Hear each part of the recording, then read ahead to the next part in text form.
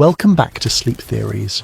Wherever you are right now, whatever kind of day is finally letting go of you, you have arrived in the right place. The lights can go low, the phone can go face down. There is nothing left tonight that needs solving, nothing left that needs carrying, and nothing at all that needs to be decided before morning. Before we begin, I want to say a quick thank you to Dusty, who sent in the idea for tonight's story. This one is yours. One more little thing. Leave a comment letting us know where in the world you're listening from and what time it is. It's awesome to see how far this community of ours reaches. Now, tonight's story. On a September morning almost 2.5 centuries ago, when the island had no name that the men standing on it could pronounce properly, and no fort at all, and nothing on the high limestone ridge but juniper and cedar, and a wind that came in off the water without ever seeming to stop. The British had decided to move. Their old fort sat on the mainland, on the southern shore of the straits, and it had begun to feel dangerously exposed. The revolution was grinding along somewhere to the east and south, and men in wool coats 1,000 miles away kept making decisions that arrived here months later as orders. Abandon the mainland, take the island, build high, build on the rock, where the guns can see everything approaching for miles in every direction, and nothing can approach unseen. So they came across on rafts and in bateaux through the late summer of 1779 and into 1780, hauling timber and stone and iron and barrels, hauling entire buildings taken apart plank by plank, and reassembled on the bluff. It was brutal work. The limestone did not want to be dug, the wind did not stop, and the men who did the digging were mostly not soldiers at all, but labourers and traders and voyageurs who had signed on for wages and rations, and who told each other, in the evenings, that the island had a feeling to it. They all said it differently. Some said the island was watchful, some said it was crowded. One man said the island felt like a room where a conversation had stopped the moment he walked in. Their supervising officer that autumn was a lieutenant named Edmund Carrick. Carrick was 29 years old. He was the second son of a modest family in Northumberland, which meant that the army had been chosen for him, rather than by him, and he had made a quiet peace with that the way second sons often do. He was thorough. He wrote a clear hand. He kept his boots dry when he could and did not complain when he could not. The men liked him in the specific, unsentimental way that working men like an officer who does not pretend to know more than he does.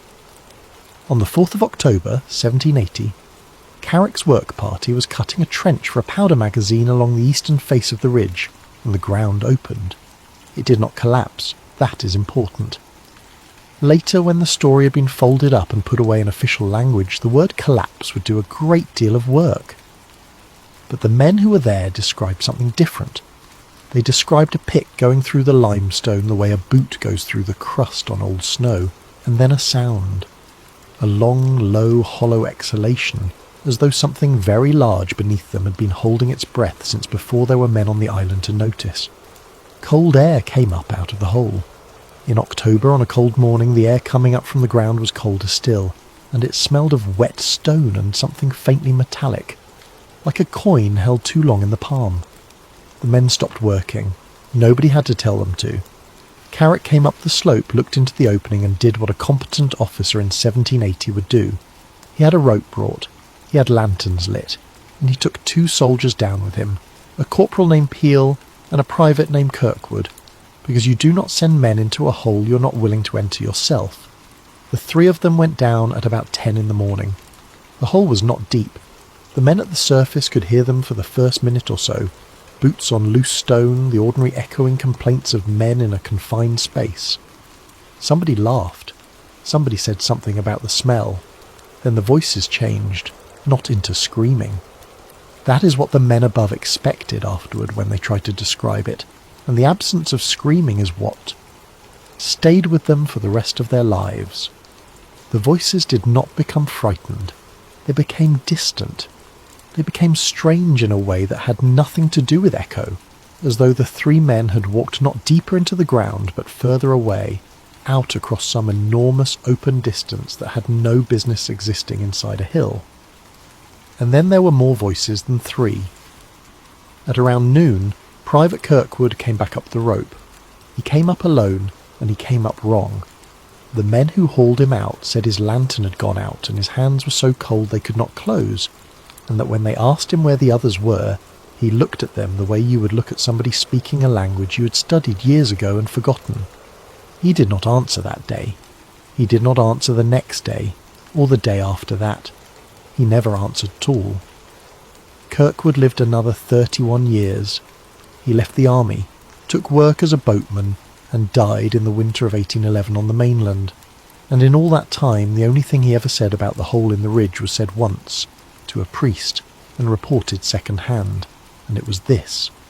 He said that Lieutenant Carrick had told him to go back up and tell them not to dig any further, and that he had turned around to climb, and that when he looked back over his shoulder to see if the others were following, the two men behind him had been standing in daylight, underground, hundreds of feet from any opening, in full, warm, ordinary daylight, of a kind that Kirkwood said did not match the daylight he came back up into.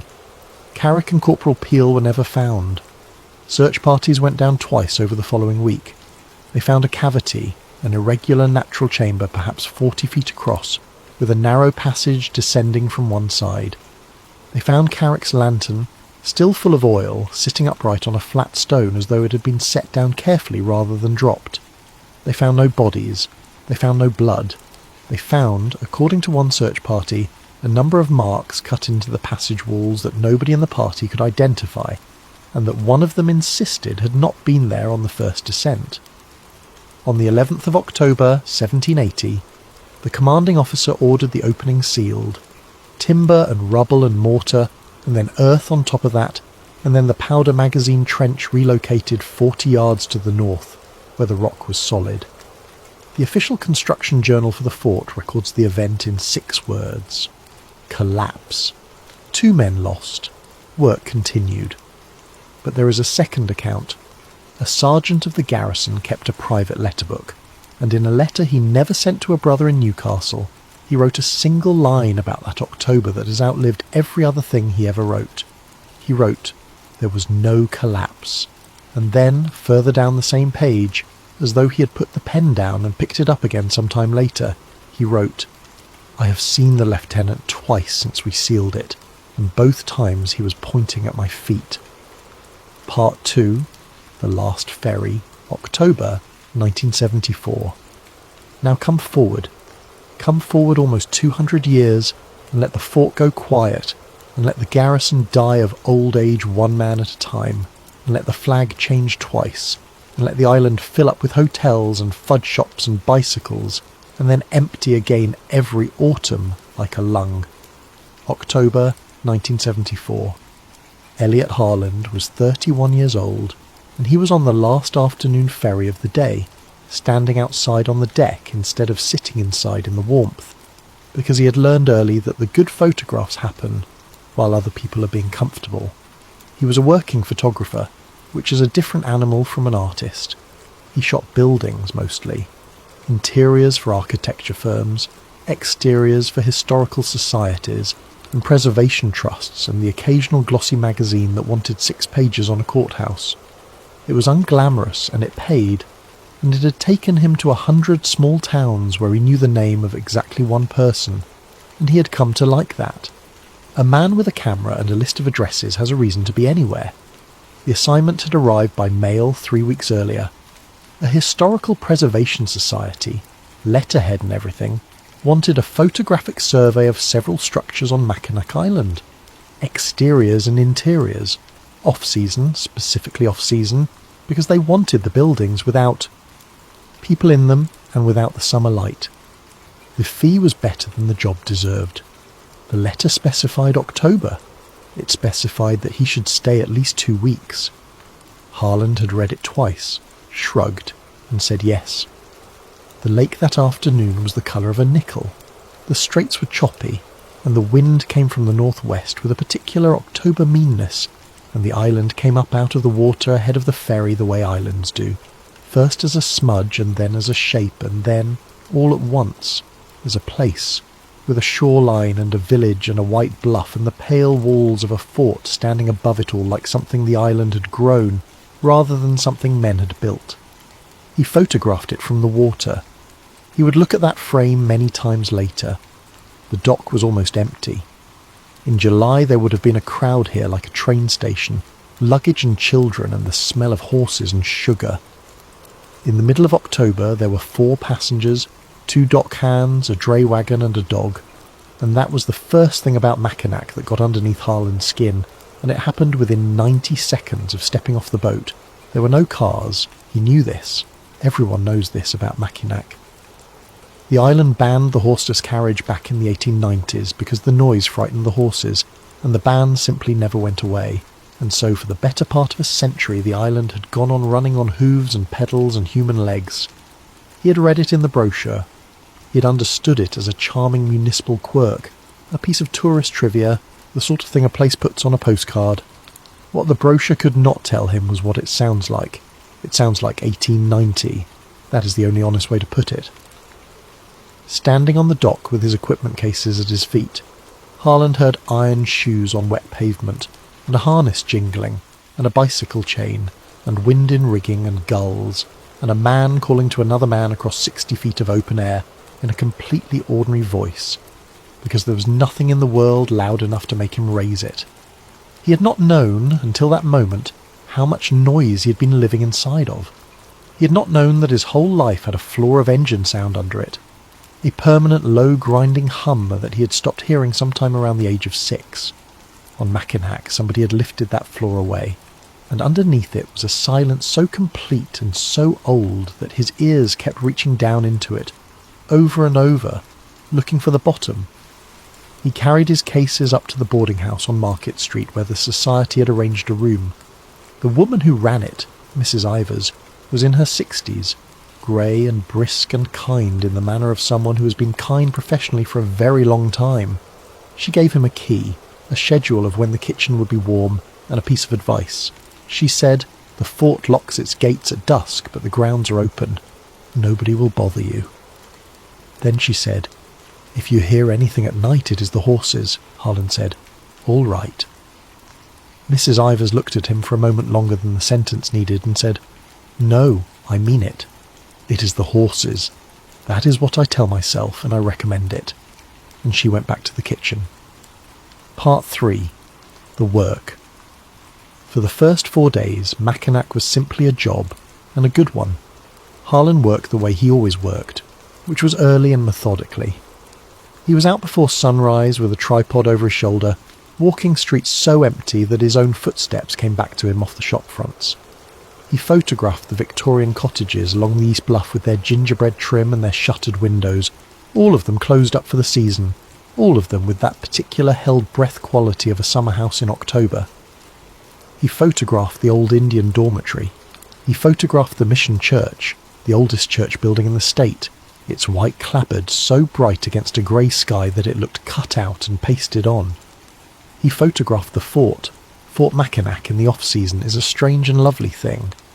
The white limestone walls sit on the bluff 150 feet above the harbour, and the buildings inside them are whitewashed wood and stone, some of them dating to the 1780s, older than the country they now belong to.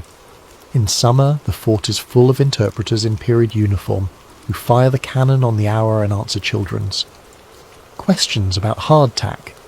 In October the fort is mostly closed.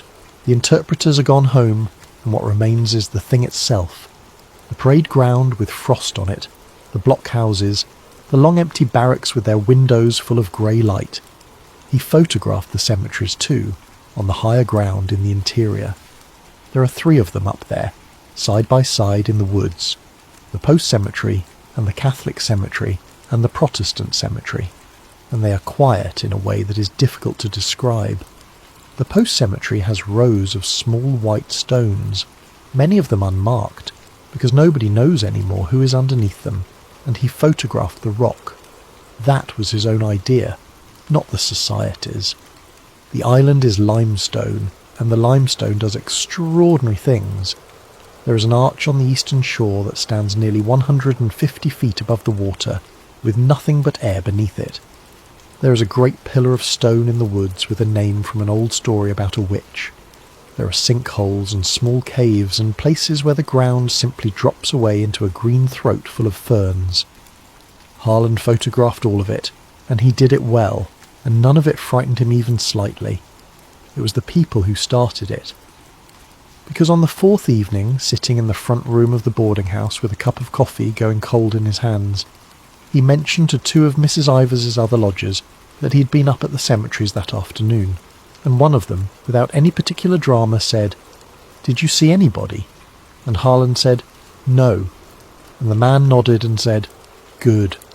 Part 4. What people say." Once one person on Mackinac tells you a ghost story, the island opens like a book.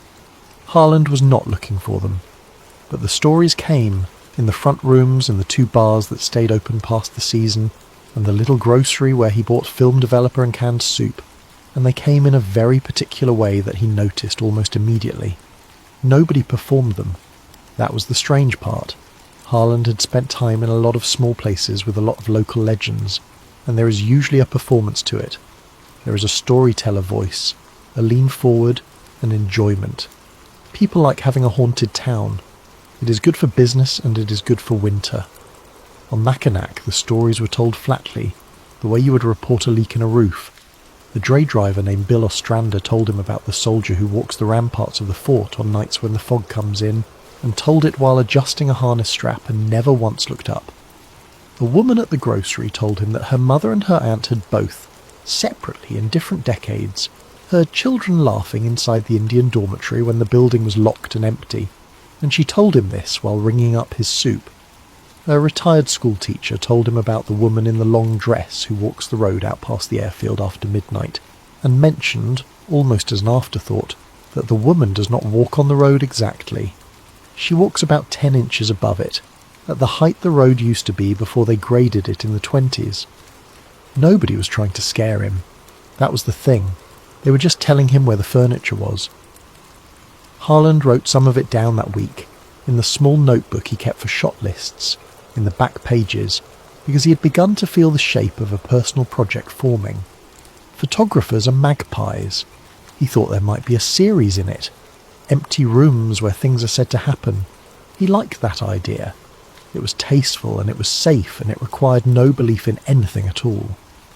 He had that notebook in his coat on the morning of the 18th of October, when he went up to the fort to photograph the south wall in the early light.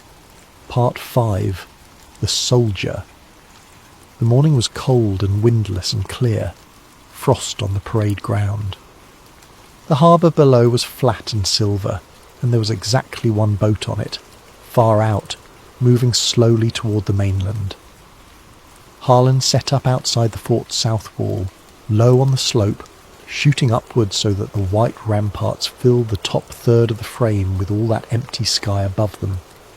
He was using a medium format camera and a tripod, and he was working slowly, waiting for the sun to lift another few degrees and put a warmer edge on the stone. While he waited, a man walked out onto the rampart above him. Harland saw him clearly. There was nothing hazy or hesitant about it, no glimpse from the corner of the eye. A man in a red coat with white cross belts and a black cap, standing at the wall perhaps 50 feet away and 30 feet above, looking down. Harland's first reaction was mild irritation, because a person in the frame would ruin a clean architectural shot. His second reaction was interest, because a person in the frame might make a much better photograph than the one he had planned. He assumed, of course, that the man was an interpreter, a reenactor, somebody from the fort staff who had come in to close up buildings for the winter and had put the uniform on for some reason of his own, or was being photographed by somebody else, or simply liked it. Harland raised a hand and called good morning. The man did not answer. He was looking down, not at Harland's face. Harland was very clear about this afterward. The man on the wall was looking down past Harland, at the frozen ground, at the slope, at something roughly 6 feet in front of Harland's tripod, and then he raised his right arm and pointed at it. Harland took the photograph. It was reflex, nothing more. The shutter on a medium format camera makes a sound like a door closing politely in another room, and in that enormous island silence it was the loudest thing for a mile. He advanced the film and looked up again. The rampart was empty. Now, he was not frightened. Understand that. A man can step back from a wall in 2 seconds. Harlan's eye had been at the viewfinder, then at the film advance, and that is easily 4 or 5 seconds of not looking. The rampart connected to a walkway. The walkway connected to a stair. The stair went down inside the fort. There was nothing remotely impossible about it. He packed up, walked around to the fort's lower entrance, and asked the only person he could find, a maintenance man scraping paint off a window frame, whether anybody was up on the south rampart in uniform this morning. The maintenance man said the interpreters had finished for the season on the 5th of the month. He said the uniforms were locked in the basement of the officers' stone quarters. He said there were 4 people on the entire fort property that morning, including himself and including Harlan, and none of the others were outside. Harlan thanked him and left, and by the time he was halfway down the hill he had constructed a perfectly reasonable explanation, involving a tourist, an antique shop, and a private hobby.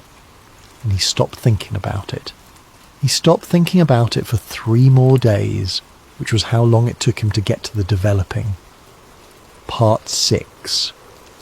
The Dark Room.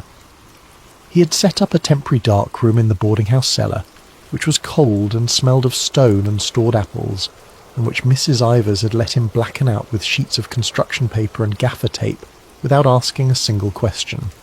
He developed 6 rolls that night.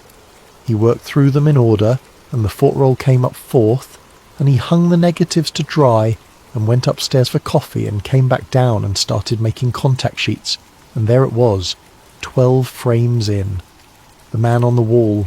Harlan got out his loop. The exposure was good. The focus was good. The man was sharp, sharper than he had any right to be at that distance, and every detail of him was legible. Red coat, white cross belts in an X across the chest, dark facings at the cuffs and collar, a black cap with a plate on the front.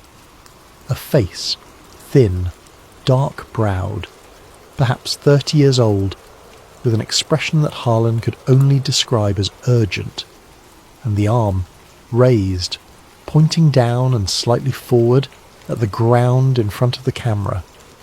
Harlan made an 8x10 print.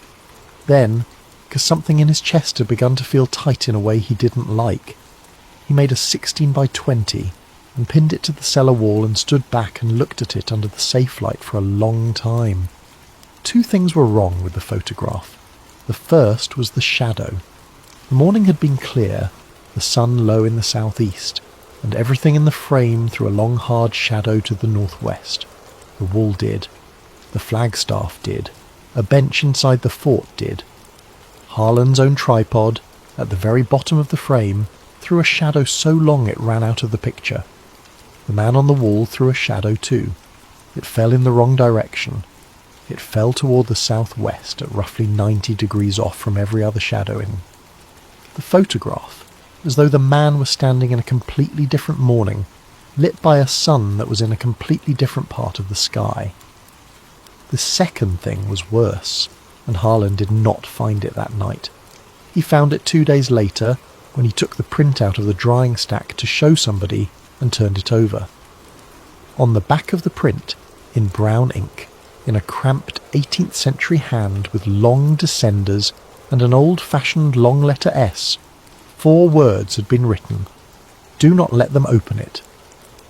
The print had been in a sealed box of photographic paper, which he had opened himself, in a room he had blacked out himself, in a cellar with 1 door that had a hook latch on the inside. He had written nothing on the back.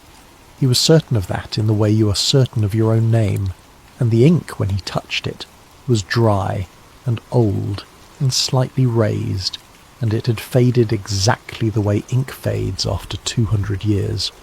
Part 7. A name. The fort keeps an archive. Most old forts do. It is not glamorous. It is a room with metal shelves and acid-free boxes and a card catalogue and a smell like a library in an attic, and there is usually exactly 1 person alive who knows where anything is in it. At Fort Mackinac in 1974, that person was a historian named Dennis Algren, who was 60, wore a cardigan, and had the specific patience of a man who has spent his working life waiting for somebody to ask him an interesting question. Harland brought him the print. Algren looked at the uniform for a long time. Then he said, "This is very good work." Harland said, "Thank you, but that is not why I brought it." Algren said, "No, I mean the uniform is very good work. This is not a reproduction. Do you see the cut of the coat here, and the way the lapels close, and the cap? This is late 1700s. This is British, and it is the right regiment for this fort, and I could not buy a reproduction this accurate for $1,000. "Where did you find him?" Harland said. "On your south rampart, on the 18th, at about 7:40 in the morning." Algren put the print down. Then he got up, went to a shelf, took down a box and set a sheet of paper on the table beside the photograph. It was a pencil sketch, an amateur portrait foxed and browned, the kind of thing an educated officer with time on his hands might do of a fellow officer on a long winter evening. The label beneath it, in the archive's own modern hand, read Lieutenant E. Carrick, believed 1780. Same thin face, same dark brows, same slightly asymmetrical set of the mouth. Algren said, very quietly, "Well." Then he said, "Carrick disappeared in October of 1780 during construction. There was an excavation accident on the eastern ridge. 2 men were lost. It is one of the oldest stories on this island," Harland said. "What happened to them?" Algren said, "Officially, a collapse." He tapped the sketch with one finger. "Unofficially," he said, "I have 3 separate accounts in this room that say there was no collapse, and I have never published a word about it, and I am not going to, and I would appreciate it if you did not either." Harland asked why. Algren said, "Because I have worked here for 22 years and I have seen him twice, and both times he was pointing at the ground, and I have made my peace with not knowing." Part 8. Footsteps. That night Harland woke at 10 minutes past 2. He knew the time because the first thing he did was reach for his watch on the nightstand and turn its face toward the window, out of the ordinary human need to give a moment a number so it cannot get away from you. What woke him were footsteps, not on the stairs, not in the hall, outside on Market Street directly below his window, and slow. Boots, heavy-soled boots, hobnailed, on a road surface that made a hard flat sound, and something else with them, a soft creak of leather with each step, the sound a loaded belt makes. Harland lay still and listened and told himself, first, that it was a dray horse. Then he told himself that it was a person walking, because people are permitted to walk at 2 in the morning. Then he told himself that it was the wind, which was not true, because there was no wind that night at all. The footsteps stopped, directly beneath his window. Harland got up. The floorboards were freezing.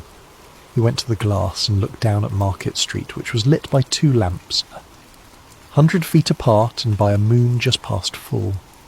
A man in a red coat was standing in the middle of the road looking up at him. He was perfectly solid.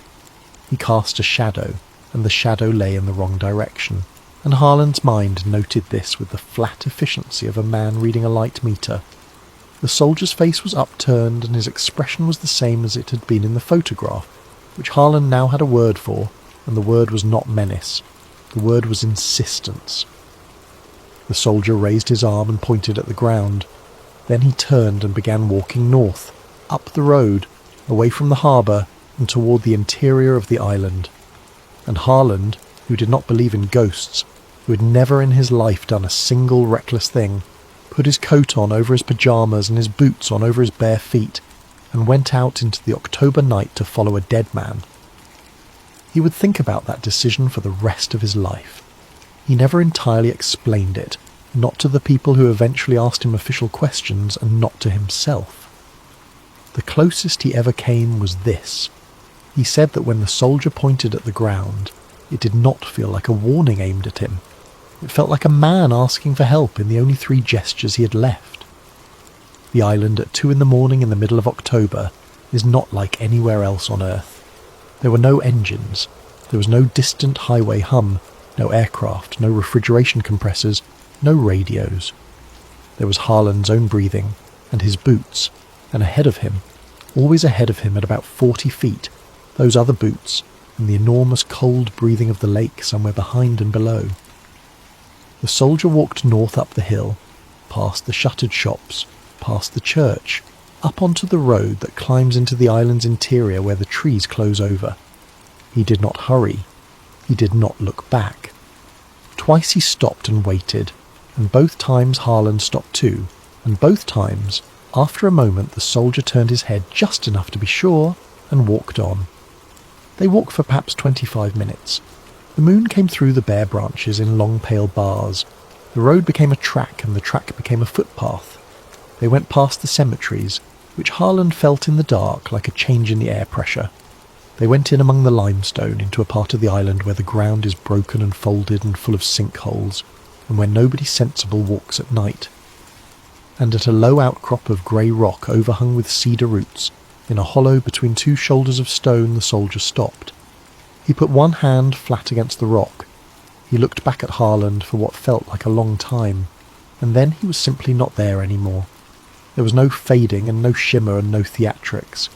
He was there, and then Harlan was looking at a rock face with nobody in front of it, and the silence rushed in to fill the hole where a man had been standing the way water fills a footprint in wet sand. Harlan stood in that hollow until his hands went numb. Then he walked back down the hill in the dark, got into bed with his boots still on, and lay awake with his eyes open until the sky turned grey. In the morning he went to the front room, and Mrs. Ivers poured him coffee without being asked, and looked at his face and said, "So you heard the horses." Part 9. The Pattern. Harlan stopped photographing buildings. He did not stop entirely. He was professional enough to keep the assignment moving, and he still went out at dawn and made the exposures the society had asked for. But the notebook in his coat filled up faster than the film did, and by the 22nd of October he had made a decision that he did not fully admit to himself. He was collecting. He talked to everybody who would talk to him. Dray drivers, hotel caretakers closing up the big buildings for the winter, the two men who maintained the fort, the doctor, the two teachers, a ferry engineer who had grown up on the island and had opinions about all of it, a priest, a woman who had cleaned rooms in the Grand Hotel for 31 years. He expected chaos. That is the thing about ghost stories, and Harlan knew it, because everyone knows it instinctively. Ghost stories are supposed to be a mess. Some are shadows, some are cold spots, some are voices, some are dreams. They contradict each other. They inflate. They borrow from films. In a place with a haunted reputation, you should be able to collect 40 accounts and find 40 different things. Mackinac did not do that. What Harlan found over 11 days was consistency, and the consistency was worse than chaos would have been. There were, as far as he could tell, somewhere between 9 and 15 recurring figures on the island, and they appeared in specific places, and they appeared doing specific things, and they had been doing so for as long as anyone could document. The soldier at the fort, red coat, pointing at the ground, reported in the 1840s, reported in 1891, reported in 1912, 1936, 1958, and by Dennis Algren twice in the last 22 years.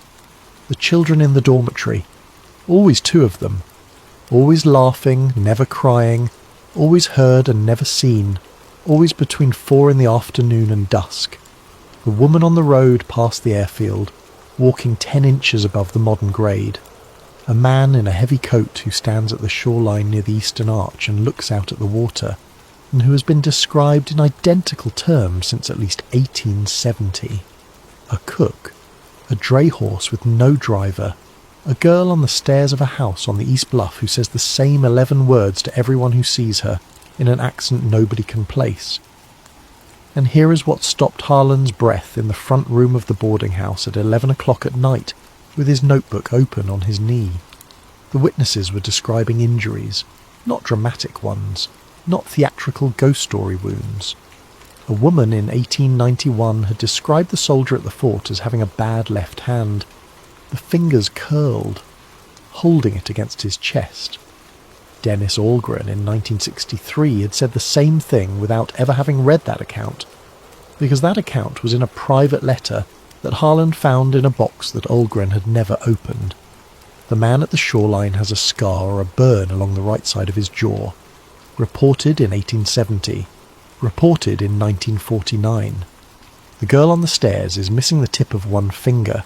These were not spirits drifting through the general fog of local memory. These were people.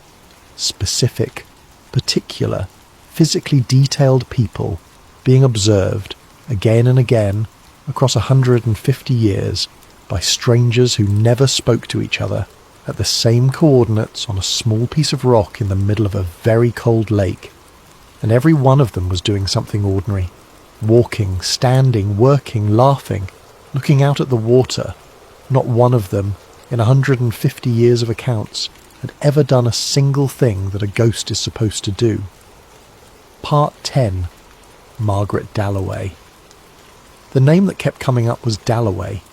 If you want to know about the island, 4 separate people told him, go and see Margaret Dalloway and take something with you and be prepared to sit a while. She lived in a small green house on the west side of the village with a stove going hot enough to make Harland sweat inside 2 minutes. She was 82 years old. Her family had been on Mackinac since the 1830s, in fishing, and then in freight, and then in nothing in particular, which is what most old island families end up in. Harland brought a box of pastries and a bottle of good sherry, which turned out to be the correct offering. She let him talk for the first half hour. She did not interrupt once. When he finally ran out, having laid the whole thing on her kitchen table, the photograph and the sketch and the footsteps and the hollow in the rock, Margaret Dalloway poured herself a small glass and said something that Harland wrote down that night word for word and carried with him for the rest of his life. She said, "Everyone thinks this island is haunted because so many people died here." She said, "That is not why." Harland asked her why then, and Margaret Dalloway said, "It is because they never finished leaving." Harland said he did not understand. She said, "No, nobody does at first. I did not understand it for 60 years, and my mother did not understand it, and her mother did not either, and we all knew it anyway, the way you know a house is cold before you know which window is open." Then she said, "You have been thinking about them as dead people who stayed. Try thinking about them as living people who are somewhere else," Harland said. "Somewhere else where?"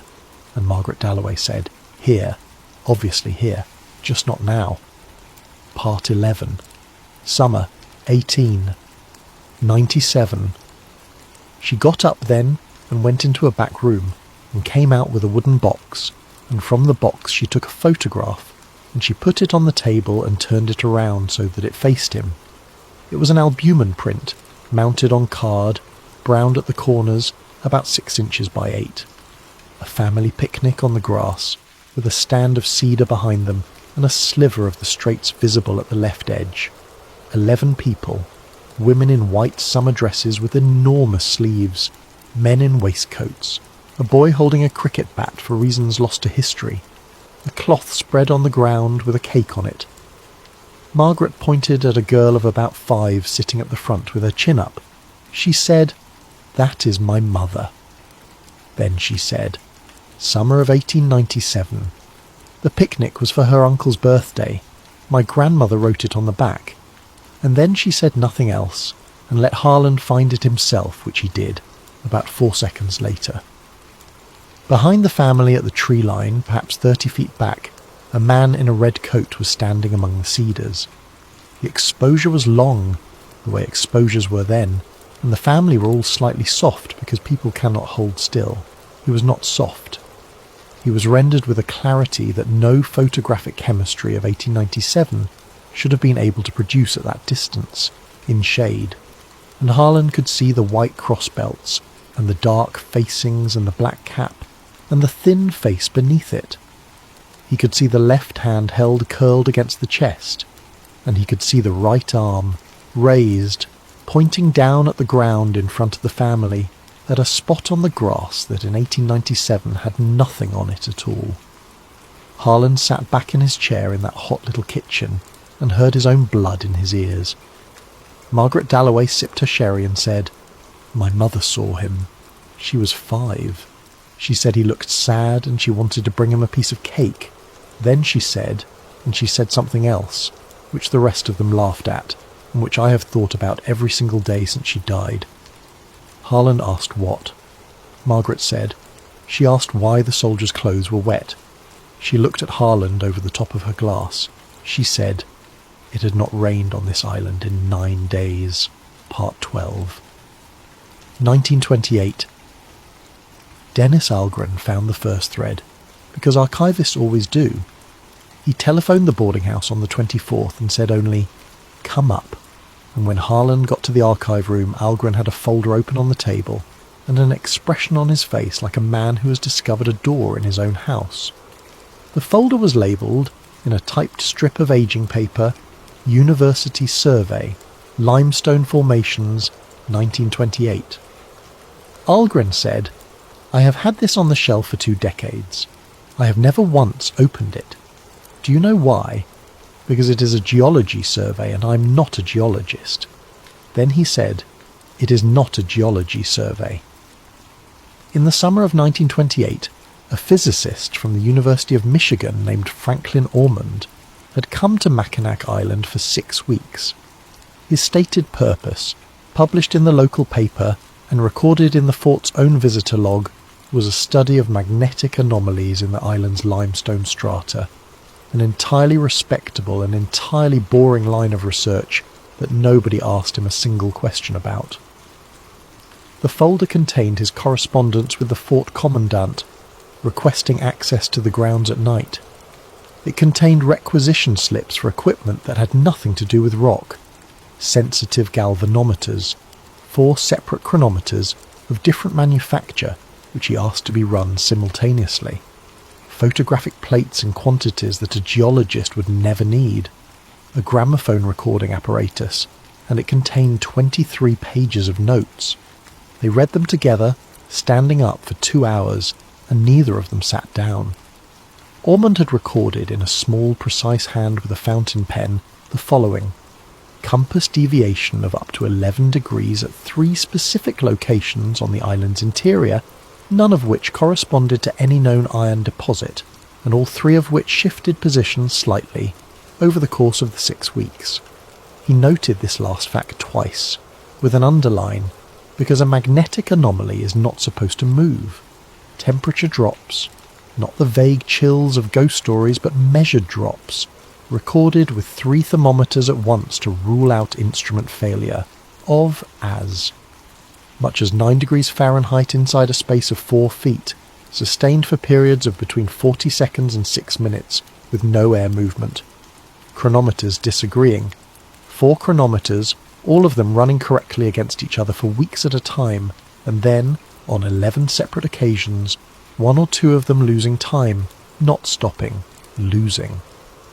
On the night of the 19th of July, 1928, the chronometer Ormond carried in his coat lost 4 minutes and 22 seconds, while he stood at a limestone outcrop in the island's interior, while the chronometer left in his room on the same street lost nothing at all. Photographic anomalies. Ormond exposed plates at the fort and in the interior, and on 9 plates he found figures that had not been present to the eye. In every case, he noted, the figures were lit from a direction inconsistent with the ambient light, and voices. Ormond's gramophone apparatus recorded on the night of the 2nd of August 1928, at a location he identifies only as Site 3, a period of 8 minutes during which the wax cylinder captured what he described as a great number of human voices speaking simultaneously in what appear to be several languages, at least one of which is not English, French, or any native language known to my guide. Ormond noted that he heard nothing at all while standing there. The recording caught it. His ears did not. Algren turned the last page over. There was nothing on it. The note stopped mid-sentence on the 23rd page, on the 6th of August, in the middle of a description of instrument placement, and the sentence ended with the word "and." Ormond had left the island on the 8th of August, 1928, 4 days before his lease on the equipment expired, and 11 days before his survey was scheduled to conclude. He never published. He never returned. He resigned his position at the university in the spring of 1929 and spent the rest of his career, which lasted until his death in 1951, teaching undergraduate mechanics at a small college in Ohio and publishing nothing whatsoever. Algren said, "There was a notebook. Look at the folder." Inside the front cover of the folder, someone had written, in pencil, in a different hand, Volume 2 held separately. There was no Volume 2, Part 13, the missing notebook.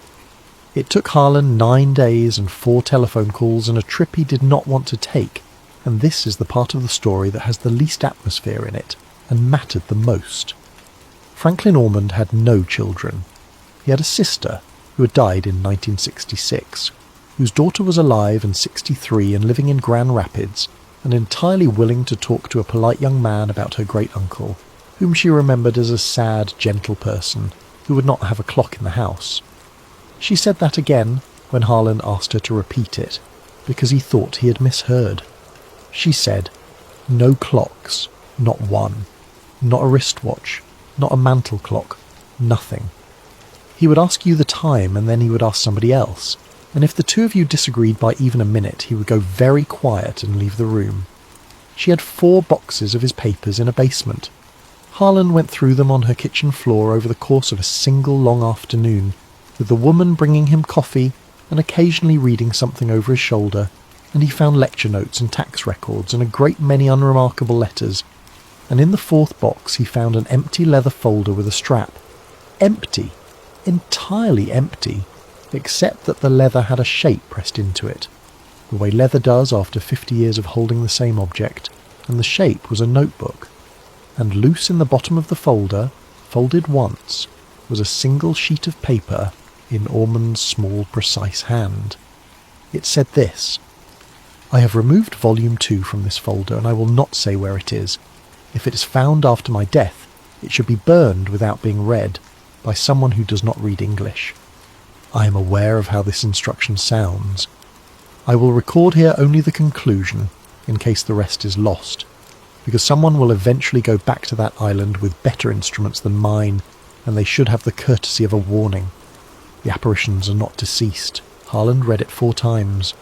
Then he sat on the floor of a stranger's kitchen in Grand Rapids with a cold cup of coffee beside him, and felt the entire architecture of the thing turn over, the way a shape turns over in one of those drawings that is a vase and then 2 faces and then a vase again, and can never be only a vase for you ever again. Because if you take the apparitions of Mackinac Island, and you remove the single assumption that everyone from the 18th century onward has automatically applied to them, the assumption that they are dead, then everything Harlan had collected in 11 days stopped being ghost stories. They started being sightings. People walking, people working, people standing at the water looking at the water, people with injuries and habits and particular curled hands, seen repeatedly in the same places, doing ordinary things, cast in light from the wrong direction, wearing clothes wet with rain that had not fallen. Not spirits lingering, just people. Living, breathing, entirely alive people. Being seen from the wrong century. Part 14. The Battle, 1814. Harlan came back to the island on the 2nd of November with his return ferry ticket and a suitcase he had not bothered to unpack in Michigan, and he went straight up the hill to the archive and told Dennis Algren everything, and Algren listened to all of it without once making the face that Harlan was braced for. At the end of it, Algren said, "All right." Then he said, "If you are right, then there is somewhere else we should look, and it is going to be unpleasant." Harlan asked where. Algren said, "The battle. Here is the real history, and it is worth having straight, because the fiction sits directly on top of it." During the War of 1812, Mackinac Island changed hands twice. In July of 1812, the British took the fort without firing a shot, because they had learned that war had been declared before the American garrison had, and they landed at night, dragged a cannon up to the high ground behind the fort, and pointed it down at men who did not yet know their country was at war. The Americans surrendered in the morning. 2 years later, in August of 1814, the Americans came back to take it. They landed on the northern shore and pushed inland through the interior of the island, through woods and open farm ground, and the British and their allies were waiting for them in a good position with artillery. The Americans were driven back. Their commanding officer was killed. So were a number of other men, and a number more were wounded, and the whole business was over in a few hours and settled nothing at all, and the island stayed British until the treaty gave it back with a signature. That is the real event. Men really died in those woods on the 4th of August, 1814, and the ground where it happened is still there, and you can walk it in 20 minutes, and it is very quiet. For 160 years the island's ghost stories had leaned on that battle, the way a tired man leans on a wall. Of course the island is haunted. There was a battle. Men died. It is the easiest explanation in the world, and it has the enormous advantage of being emotionally satisfying. Algren pulled the battle boxes. They spent 3 days on it, and what they found was not in any published history of the engagement, because it had never seemed worth publishing. It was in the strange sediment at the bottom of every archive, the unimportant material, personal letters, pension applications, depositions taken decades later by clerks who wanted to establish that an old man had really been where he said he was. And in that sediment, 4 separate accounts.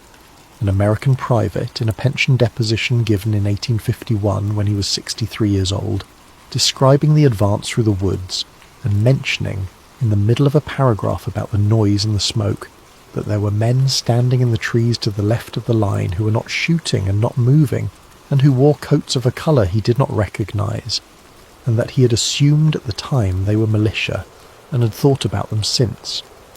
A British sergeant in a letter home in September of 1814, writing that after the fighting several of the men were unsettled by having seen persons among the trees during the action who were plainly not soldiers and who did not run, and that one of the native allies had told them afterward, quite calmly, that those ones are always there and that the fighting had simply made them easier to see.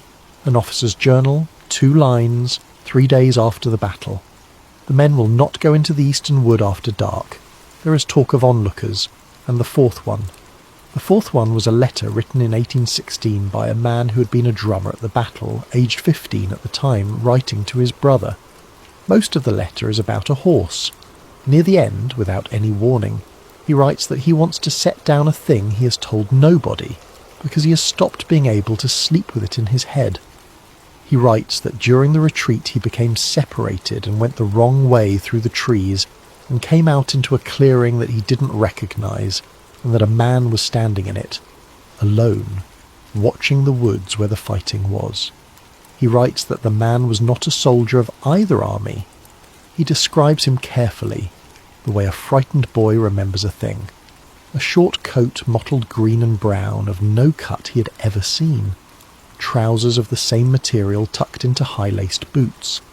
A hard round hat of dull green. Not a helmet of any kind he knew, with cloth over it.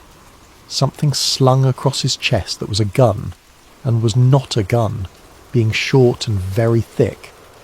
He writes that the man saw him, and that the man's face did something complicated, and that the man raised one hand palm out in a gesture the boy understood perfectly across whatever gulf was between them, and which meant without any possible ambiguity, stay there, do not come closer, it is not safe.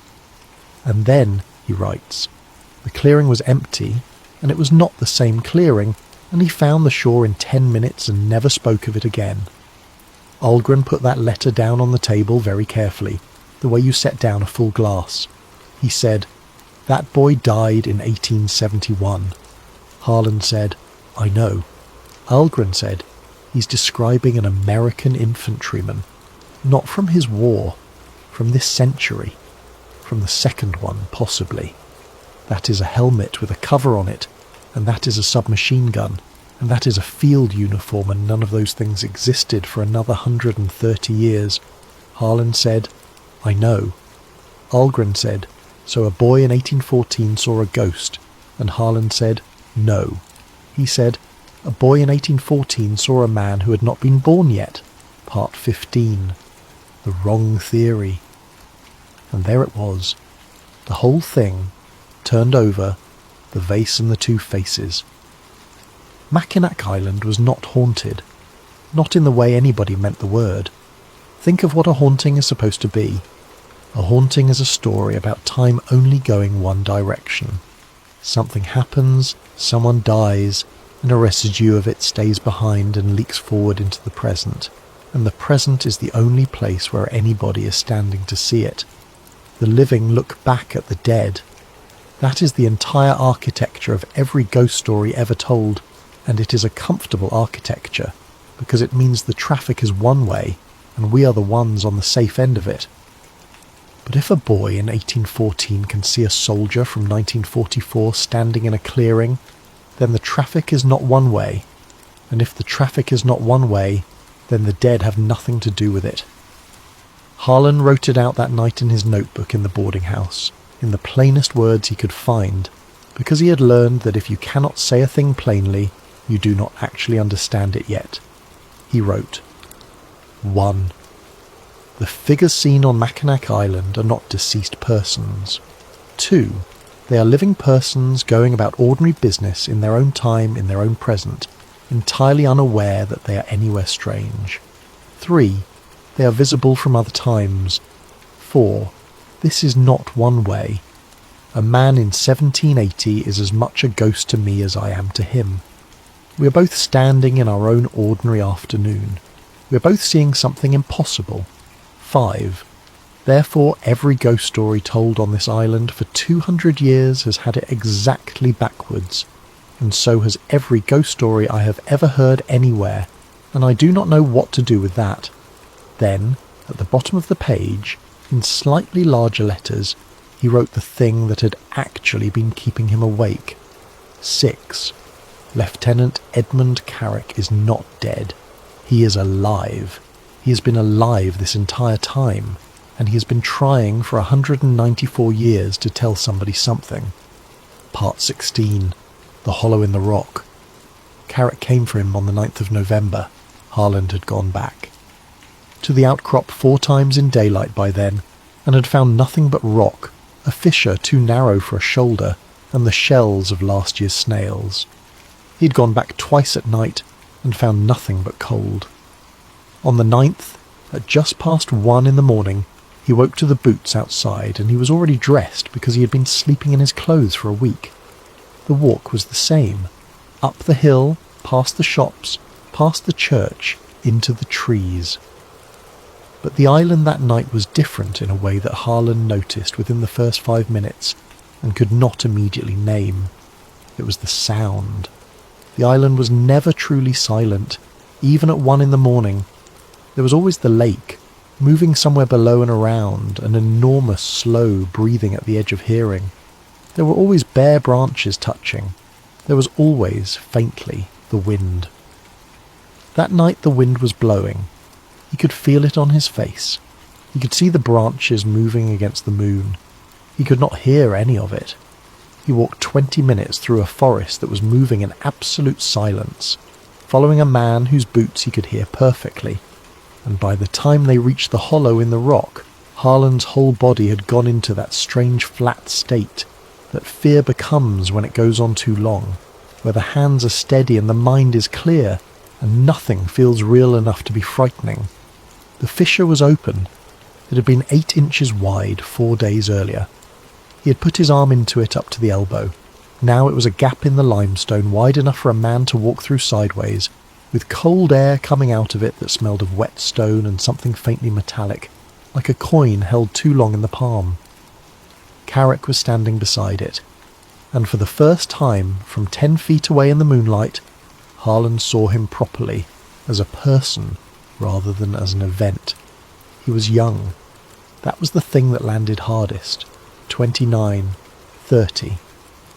His face was tired in the specific way of a man who's been awake for a long time, and his uniform was worn at the cuffs, and his left hand was curled against his chest with the fingers half closed, and there was fresh mud on his boots.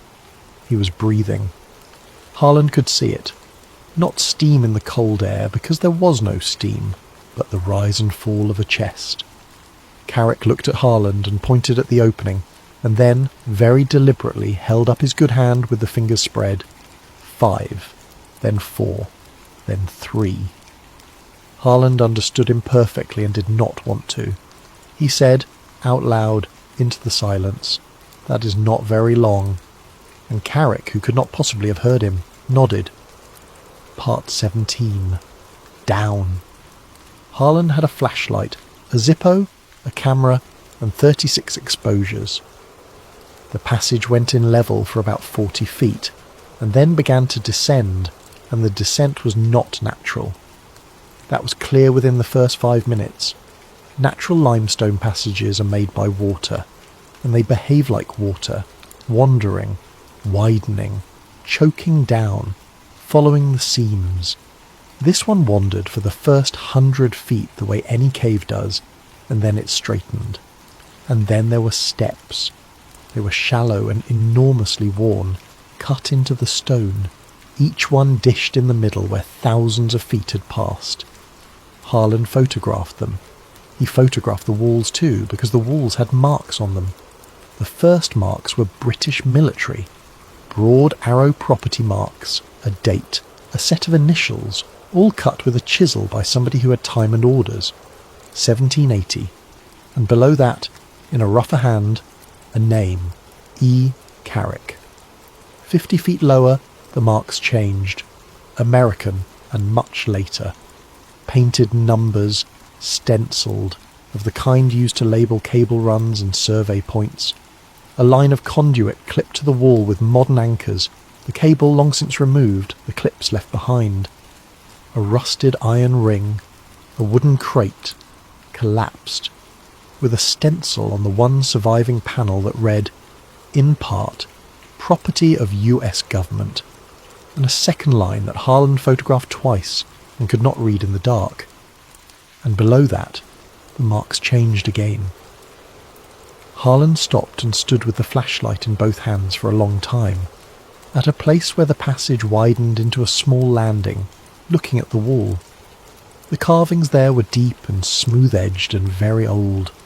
They were not letters. They were not any script that Harland recognised, and he had photographed enough museums to recognise a great many.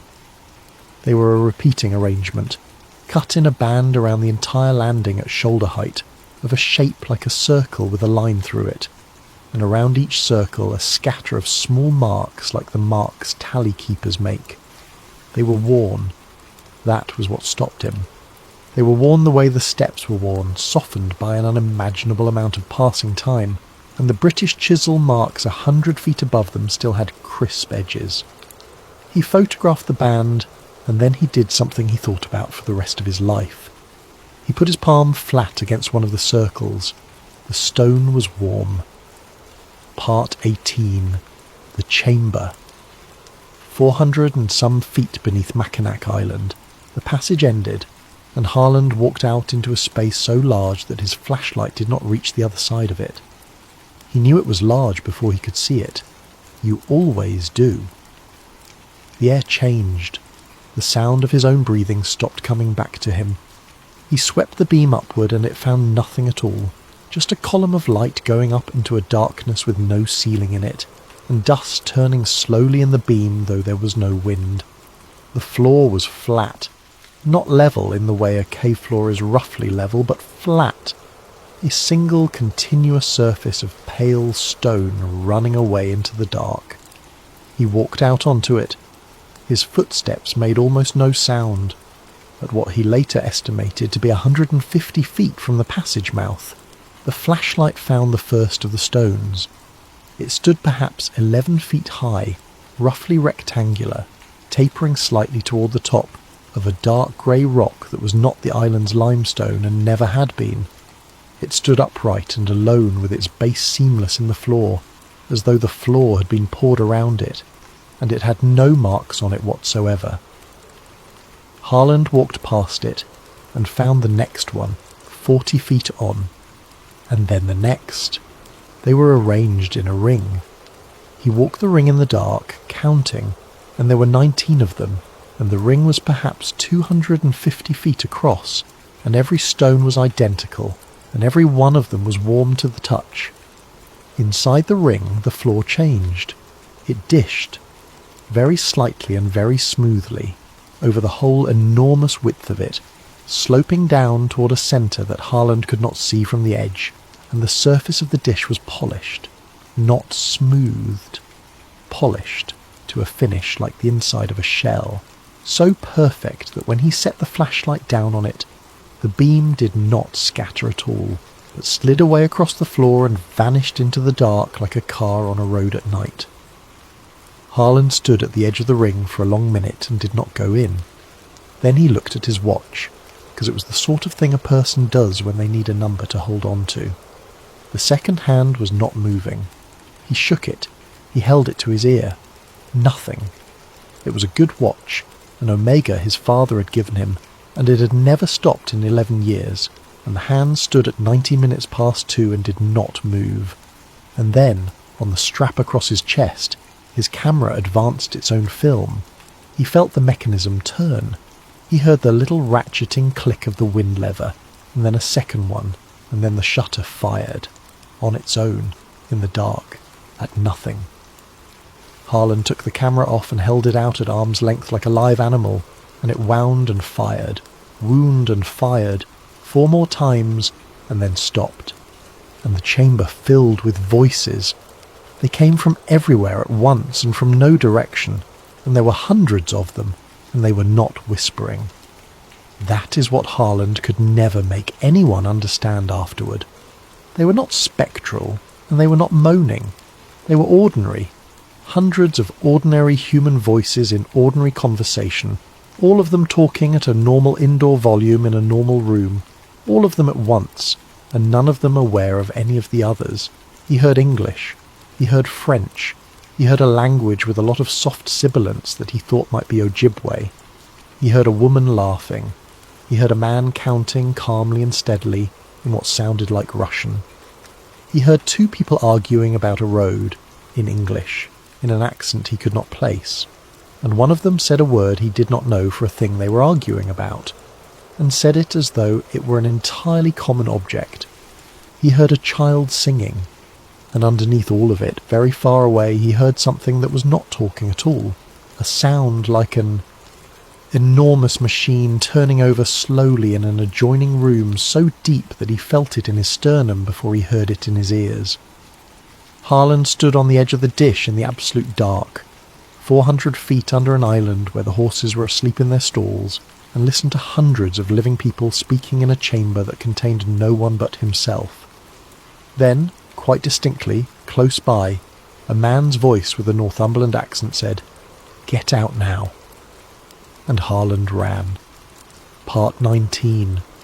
The men in the front room. They were waiting for him at the boarding house on the 11th of November, 2 days later, at 9 in the morning, sitting in Mrs. Ivers's front room with their coats still on, and coffee they had not touched. There were 2 of them. The younger one never gave a name and never spoke. The older one stood up when Harland came in and said, "Mr. Harland, my name is Roland Keane, and I would like about an hour of your time, and then I'm going to take some things from you and leave, and I would like all of that to be as pleasant as we can make it." Keane was about 55, grey suit, grey overcoat, a face like a bank manager, the kind of complete unmemorability that Harland recognised as a professional achievement rather than an accident.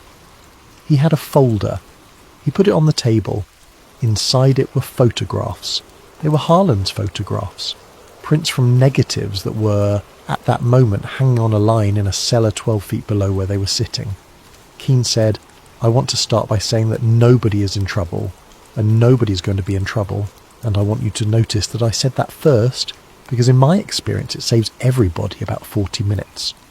Harland sat down, and then, for the next hour, Roland Keane did something that Harland had not expected in any of the versions of this conversation he had rehearsed on the walk down the hill. He told him the truth. Keane said afterward, more than once, that he had made a judgment call, and that the judgment was based on the fact that Harland had already been down there and come back up, which put him in a category of about 40 living people. He said that in his experience, the only thing more dangerous than a man who knows something is a man who knows almost something, because a man who knows almost something starts writing letters, so we told him. Part 20. What the government knew. Franklin Ormond did not stop working in 1928. He stopped publishing. In the autumn of 1942, with the country at war and every strange idea in America being handed a budget, somebody in a defence research office found the Mackinac survey in a university file and asked a question about it, and in November of that year 2 men in overcoats went to a small college in Ohio and sat down with a 51-year-old physics instructor who had not spoken about the island in 14 years. Ormond told them no. Then he told them yes, on one condition, which was that he be permitted to write the safety protocols himself. Between 1943 and 1952, a program operated beneath Mackinac Island under 3 successive names, of which the last and longest lived was Project Stillwater. Its budget was never large. Its personnel never exceeded 31 people. Its existence was concealed inside a water survey and later inside a lake bottom acoustics program, and the equipment came onto the island by barge at night, in winter, over 11 separate seasons, in crates labelled as generators and cable. The entrance was on the eastern ridge, in the hollow with the fissure, and it had been reopened in the spring of 1943 with a jackhammer and a great deal of noise, and the islanders had been told it was a well. Harland asked what they were doing down there. Keane said at first they were measuring. For about 6 years they simply measured, because Ormond would not let them do anything else. He was the only one who understood the mathematics, and he used that as leverage the entire time he was alive. Harland asked what the mathematics said, and Keane said, "All right. This is the part that you will not like." He said, "The island sits on a formation that does something to the local geometry of time." Ormond's word for the effect was folding. His analogy, which everybody used because nobody had a better one, was a road map. If you lay a map flat 2 cities are far apart, if you fold the map, the 2 cities can touch, and the distance between them has not changed at all. Nothing has moved, the road is still the same length. But there is now a place where you can step from one to the other without travelling. He said, "The island folds. It does it naturally, and it has done it for a very long time, probably much longer than there have been people here to notice, and when it folds, 2 moments of this island's history briefly touch. Not the whole world, just this rock, and the air over it, and about 2 miles of water around it." He said, "When the fold is shallow, which is nearly always, you get nothing but a leak. Sound gets through, light gets through. That is your ghost. That is a man in 1780 standing on a wall, being seen by a man in 1974, both of them absolutely certain that the other one is dead, because that is the only story either of them has been given for what they are looking at." He said, "The lit from the wrong direction business in your photographs, that is not a mystery. That is the sunlight of a different afternoon," Harland said. "And the chamber." Keane said, "The chamber is not a fold. The chamber is a hinge." He said, "We did not build it." Ormond established that before the war, and it is the single most reliable finding in 9 years of work. The floor is not stone in any sense a geologist recognises, and the ring will not date, and the wear on those steps is not consistent with any human occupation of this continent. Whatever it is, it was down there when the ice came, and it was down there when the ice left. He said, "All we ever did was learn to lean on it." Part 21. 11 minutes in 1958. Ormond died in 1951. Keane was quite matter-of-fact about the consequences. He said, "The protocols lasted about 3 years after him, which is longer than I would have bet." In 1956, the programme was reconstituted under a new director with better equipment, and a mandate that had changed in a way that made everybody involved slightly drunk with it. Because think about what this is, Keane said. Forget weapons, forget everything you are imagining. This is not a weapon, and it never could be. This is something better and stranger than that. This is a window. Every single thing we know about the past, he said, we know from something a human being wrote down, and human beings lie and forget and flatter and burn the papers. every treaty, every battle, every conversation in every locked room in history. All of it comes to us through a filter of somebody's memory and somebody's interest. Now imagine you can simply look, not travel. Nobody was ever mad enough to talk seriously about travel. Just look, open a window at a place and a moment, and watch it happen with your own eyes, and take a photograph of it, and close the window. That was the goal. That was the whole of it. Project Stillwater existed to build a window into the past, and on the 22nd of March 1958, at 11 minutes past 4 in the morning, it worked. They opened a fold of approximately 70 years. For 11 minutes, standing at the edge of the ring in 1958, 31 men and women watched the chamber as it had existed in 1888. Keane said, "I have read the transcripts perhaps 40 times. He said, it was underwhelming, which is the detail that convinces me it is true. There was nothing dramatic to see. The chamber in 1888 looked almost exactly like the chamber in 1958, because nothing happens down there, which is why they picked it as the target. Same floor, same stones, different lamps. Because there were lamps. Somebody was down there in 1888. Keane said, "We never learned who he was. We have a photograph of him, and we have 40 years of people looking, and he is not in any record we can find. A man in his 40s, beard, wool coat, 2 oil lamps, a leather case, and a notebook. He was making measurements. He had a plumb line and a folded rule, and he was working his way around the inside of the ring, and by the pace of it he had been doing it for some time and expected to be doing it for some time more. He said, so this man in 1888, who nobody on Earth remembers, is standing 400 feet under an island doing very careful science on a thing that nobody in his century is supposed to know exists. And in the 8th minute he looked up. Keane took a photograph out of the folder and put it on the table, and Harlan looked at it for a long time. A man with a beard, in a heavy wool coat, standing on a polished floor, holding a plumb line in one hand. Looking directly into the camera. His mouth is slightly open. His face is doing the thing that a human face does in the half-second before it understands something. Keane said, he walked toward us. He said, the transcript records that the director gave the order to shut it down at 9 minutes and 40 seconds, and that the shutdown sequence required 4 minutes to complete, and that at 10 minutes and 11 seconds the man from 1888 stepped over the edge of the dish. Harlan said, what happened to him? And Roland Keane, who had a face like a bank manager and had told this story before, looked out the window at the grey November harbour for a moment before he answered. He said, that is the wrong question. Everybody asked that one. He said the right question is what happened to 1888. Part 22. What it costs. Keane did not stay for the answer to his own question. He took Harlan's negatives, all of them, and the prints, and the notebook, and he wrote out a receipt for the equipment in a neat hand and left it on the table, which Harlan found funnier than anything else that happened that autumn. But before he left, he said one more thing, and he said it in the doorway with his hat in his hand, and Harlan always believed that this was the reason Keane had come in person, rather than sending somebody younger. He said, you have been collecting ghost stories? Harlan said yes. Keane said, then you will have noticed that there are more of them lately.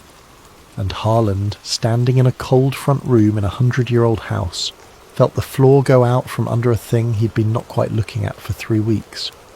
Because he had noticed. It was in the notebook that Keane had just put in his briefcase. Of the accounts he'd collected dated by the witness, more than half were from after 1943, nearly a third were from after 1956. 3 of them were from the last 2 years. Keane said, every time we lean on the hinge, the door fits a little worse in the frame afterward. He said, Ormond knew that in 1944. It is on the first page of every protocol he ever wrote. The effect is not a resource. It is a wound, and it does not heal, and every deliberate opening makes the natural ones wider and more frequent and longer. He said, in 1928 there were perhaps 4 sightings a year on this island. Last year there were 61 that we know of. 2 years ago, a woman on the West Bluff woke up in a room with a family in it who did not speak English, and who were as frightened of her as she was of them, and they were all in that room together physically for somewhere between 2 and 3 minutes. Then he said the thing that Harland heard in his sleep for years. He said, "And in 1966 we lost a man off the North Shore path. In 1970 we lost 2. There is a boy who has been missing from this island since April who is on the state record as a drowning. And I will tell you honestly that we do not think he drowned, and I will also tell you honestly that we have no idea where he is or when he is." Harland said, "Then stop." And Roland Keane put his hat on and said, "That is not a decision I have ever been anywhere near." Part 23, Volume 2. Margaret Dalloway had it. Of course she did. That is how these things always go in the end. The government spends 30 years and a great deal of money looking for a notebook, and it is in a wooden box in a hot kitchen behind a tin of buttons, 400 yards from where they park their barge. Harland went to her on the 12th of November and told her everything, because he had run out of reasons not to, and because she was 82 years old, and he did not think anybody was going to frighten her. She listened. Then she got up and went into the back room and was gone a long time. She came back with a notebook bound in dark green cloth and put it on the table, and sat down heavily and said, "Well, thank God, I am too old to be the last one who knows where this is." Ormond had given it to her father in August of 1928, on the last night before he left, and had asked him to keep it, and not to read it. Her father, who ran a freight dock and had a 4th grade education, and read almost nothing at all in his whole life, had kept that promise for 34 years, and had passed the promise along to his daughter, on his deathbed the way you pass along a debt. Harland asked whether she had read it. Margaret said, "Of course I read it. I am not a saint." She said, "I read it in 1962, and then I put it behind the buttons and I did not take it out again." Then she said, "You should know that it does not end the way you want it to." Harland read Ormond's volume 2 over 2 days, at her kitchen table, with the stove going, because she would not let it leave the house. Most of it was mathematics that he could not follow and never pretended to. But Ormond had been a teacher, and teachers cannot help themselves, and every few pages he stopped and explained in plain English what he had just proved, as though writing to a student, or to himself, or to whoever eventually found the thing behind the buttons. The core of it was this. Ormond had assumed at first that the island was folding time, and that the fold connected 2 moments in one history, the way you would fold a single long strip of paper so that Tuesday touches November. By the summer of 1928 he no longer believed that. The problem was the voices. He kept coming back to the voices. He had a wax cylinder with several languages on it, and he had spent 2 years having it analysed by philologists who did not know where it came from, and one of them had reported apologetically that a portion of the recording was in a language with no relationship to any European or Native American language family he could identify, and that its speakers appeared to be discussing something in a completely relaxed and domestic tone of voice. Ormond wrote, "I no longer believe the effect connects 2 moments of one Mackinac. I believe it connects many Mackinacs. Some of them are our own island at other times. Some of them, I am now nearly certain, are not. If a thing can fold time, there is no principled reason it cannot fold other axes, and I can produce 3 lines of evidence that it does. I would give a great deal not to be able to." He had gone further in the last 20 pages, and this was where Harland finally understood why an old man in Ohio would not have a clock in his house. Ormond had built a rough model of when the folds occur, and the model worked. Folds cluster. They cluster around the solstices, most strongly the winter one, and they cluster in the small hours, and they cluster after periods of what he called agitation, which is his word for anything that disturbs the chamber. And the model had one more term in it that Ormond could not remove no matter how he tried. The folds were not random with respect to observers. Ormond wrote, and Harland read this sentence at a kitchen table, with a stove ticking beside him, and his hands going cold anyway. The apparitions are not distributed as chance would distribute them. They occur near persons who are looking, not near persons who believe, which is what a credulous man would expect, and not near persons who are frightened. Near persons who are paying attention. I have considered every explanation available to me. The one that fits the data is the one I refuse to write down as a conclusion, so I will write it as a question and leave it for whoever comes next. Is it possible that the effect is not merely a property of the rock? Is it possible that something on the other side of it is choosing? Part 24. Carrick. Harland saw Carrick properly, finally, on the night of the 19th of December. Not through a window, not at 40 feet in the dark. Properly in a lit room, close enough to touch, though neither of them tried. It happened in the old stable at the back of the boarding house lot, where Harland had gone at about 11 at night to get out of the house, and where he had gotten into the habit of sitting on a bale with a cigarette because the horses were warm and did not want anything from him. The lamp went yellow. That was the first thing. The light did not dim, it changed colour, sliding down toward the colour of an oil flame, and every sound in the building stopped at once, including the horses, and the air came up warm and smelled of tallow and wet wool and hot iron. And Lieutenant Edmund Carrick was sitting on a bale 8 feet away with his elbows on his knees, looking at him. Neither of them moved for what Harland estimated later at nearly a minute. Then Carrick said, in a Northumberland accent so thick that Harland had to lean in and rebuild half of it afterward from memory, "Can you hear me then?" And Harland said, "Yes." Carrick put his face in his hands. They had, by Harland's estimate, somewhere between 20 and 25 minutes, and they did not waste any of it. Here is what Carrick told him. From Carrick's side, it had been 9 days. 9 days since he'd gone down a rope into a hole on the eastern ridge with Peel and Kirkwood, and come to a place where the passage straightened and the steps began, and gone further than he should have, because he was a thorough man, and thoroughness is a kind of appetite. 9 days of walking on a polished floor in the dark and finding his way out into an island that was never the same island twice. He had been out, he said, perhaps 40 times. Sometimes it was 1780 and the fort was half built and he could see his own men working, and no one could see him, and once he had stood 4 feet from his own commanding officer and shouted himself hoarse. Sometimes it was summer, and there were women in white dresses on the grass with a cake. Sometimes it was a village he did not recognise at all, full of buildings the wrong height, with lights in them that did not flicker. He said, "I have not slept. Do you understand me? Not once. I have sat down and closed my eyes and opened them and been somewhere else, but I have not slept in 9 days, and I am not hungry, and I do not grow a beard." He said, "I think the place is holding me the way a man holds his thumb on a page."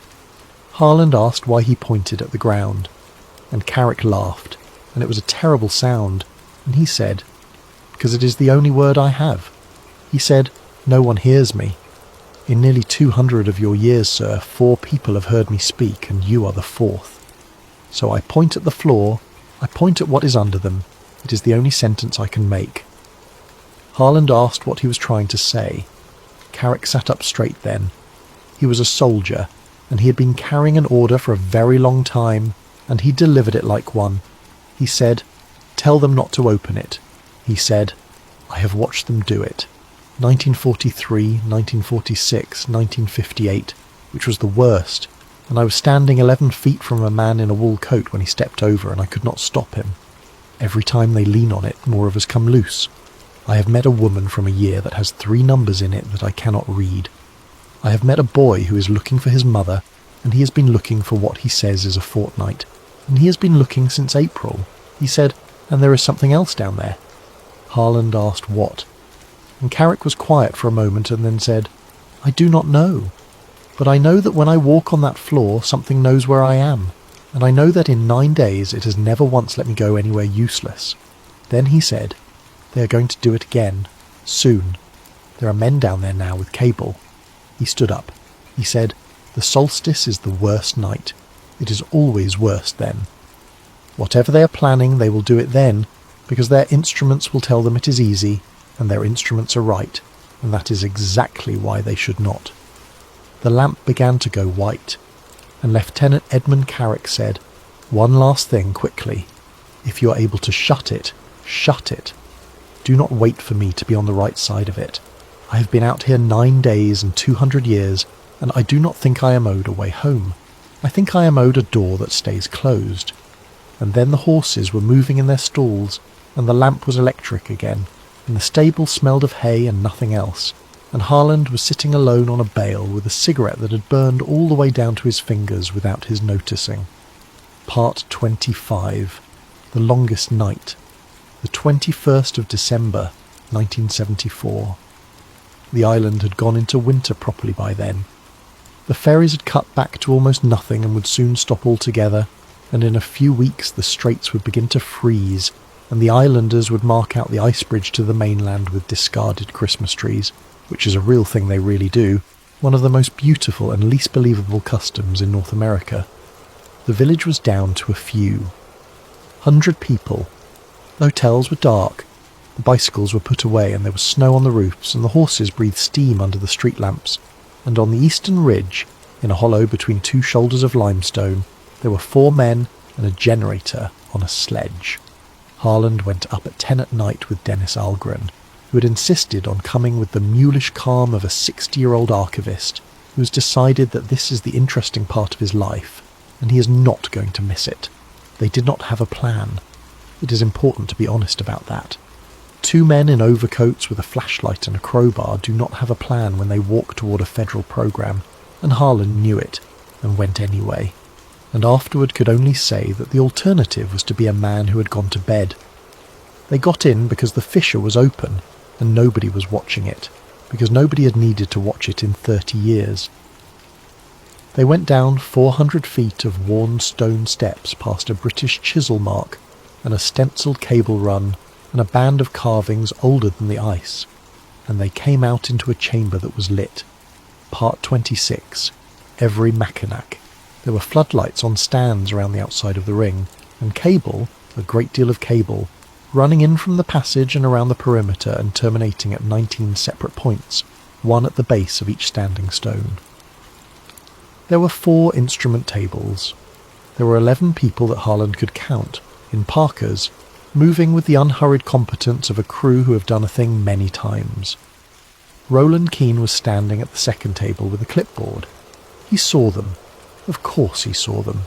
Harland always maintained that Keane saw them within about 4 seconds of their coming out of the passage, and that Keane looked at them and looked at his watch, and then went back to his clipboard, and that this was the single most frightening thing that happened to him that night. Because Keane was not worried about 2 men with a crowbar. Keane had a window to hit, and it was 14 minutes wide.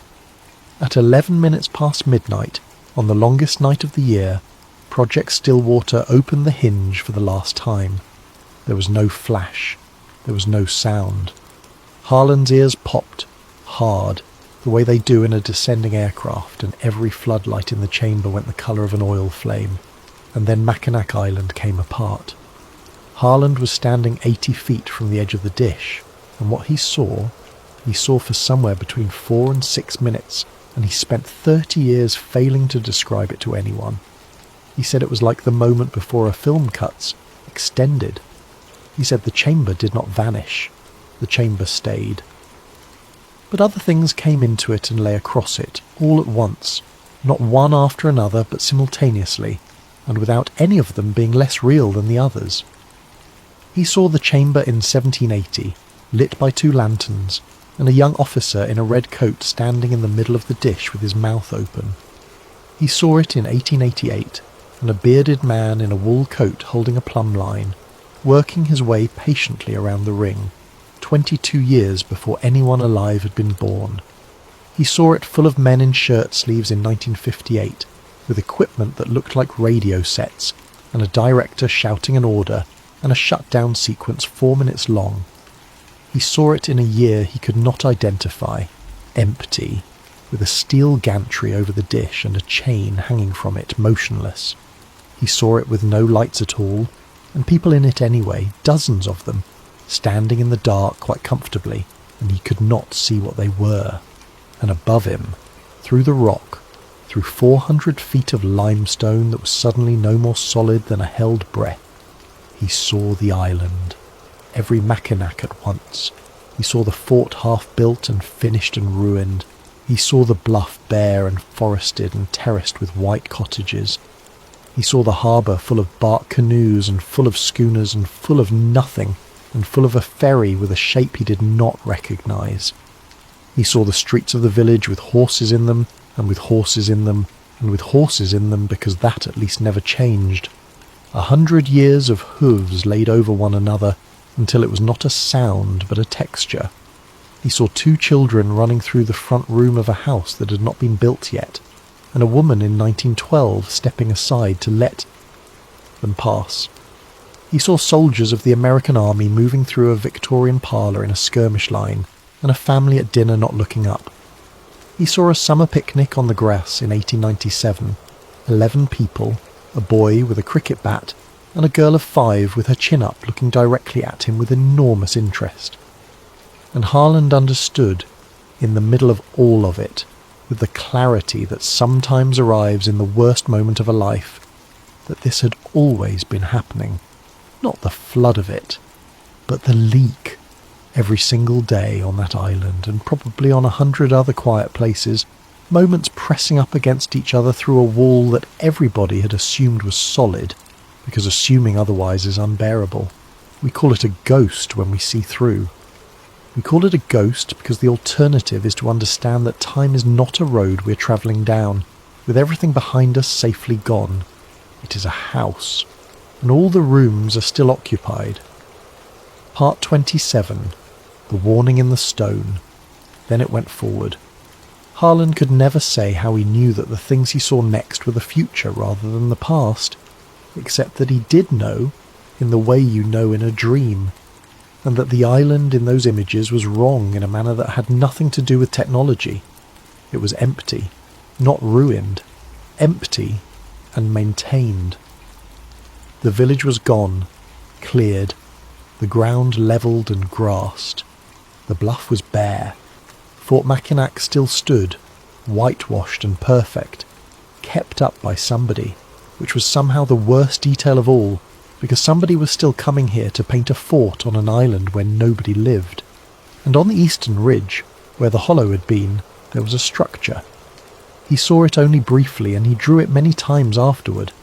A low mound of poured stone, enormous, 300 feet across, ringed with a field of upright slabs set close together like teeth, angled outward. Not a fence, nothing so polite as a fence. It was the architecture of a thing that badly wants to be understood by people who will not share a language with its builders. Spikes of stone in a ring going out and out so that whatever came at it from any direction would meet the same message, and cut into the face of the mound in letters 4 feet high, in English, in a script that was still recognisably ours. Do not open the first door. That was all. No date, no explanation, no name of a nation or an agency. And beneath it, in smaller letters, worn but legible, a second line that Harland saw for perhaps half a second and was certain of for the rest of his life. We are not the first to close it. Part 28. The ones nobody could place. There is one more thing he understood that night, and it is the thing that Harland himself found hardest to live with, harder than the disappearances and harder than the future.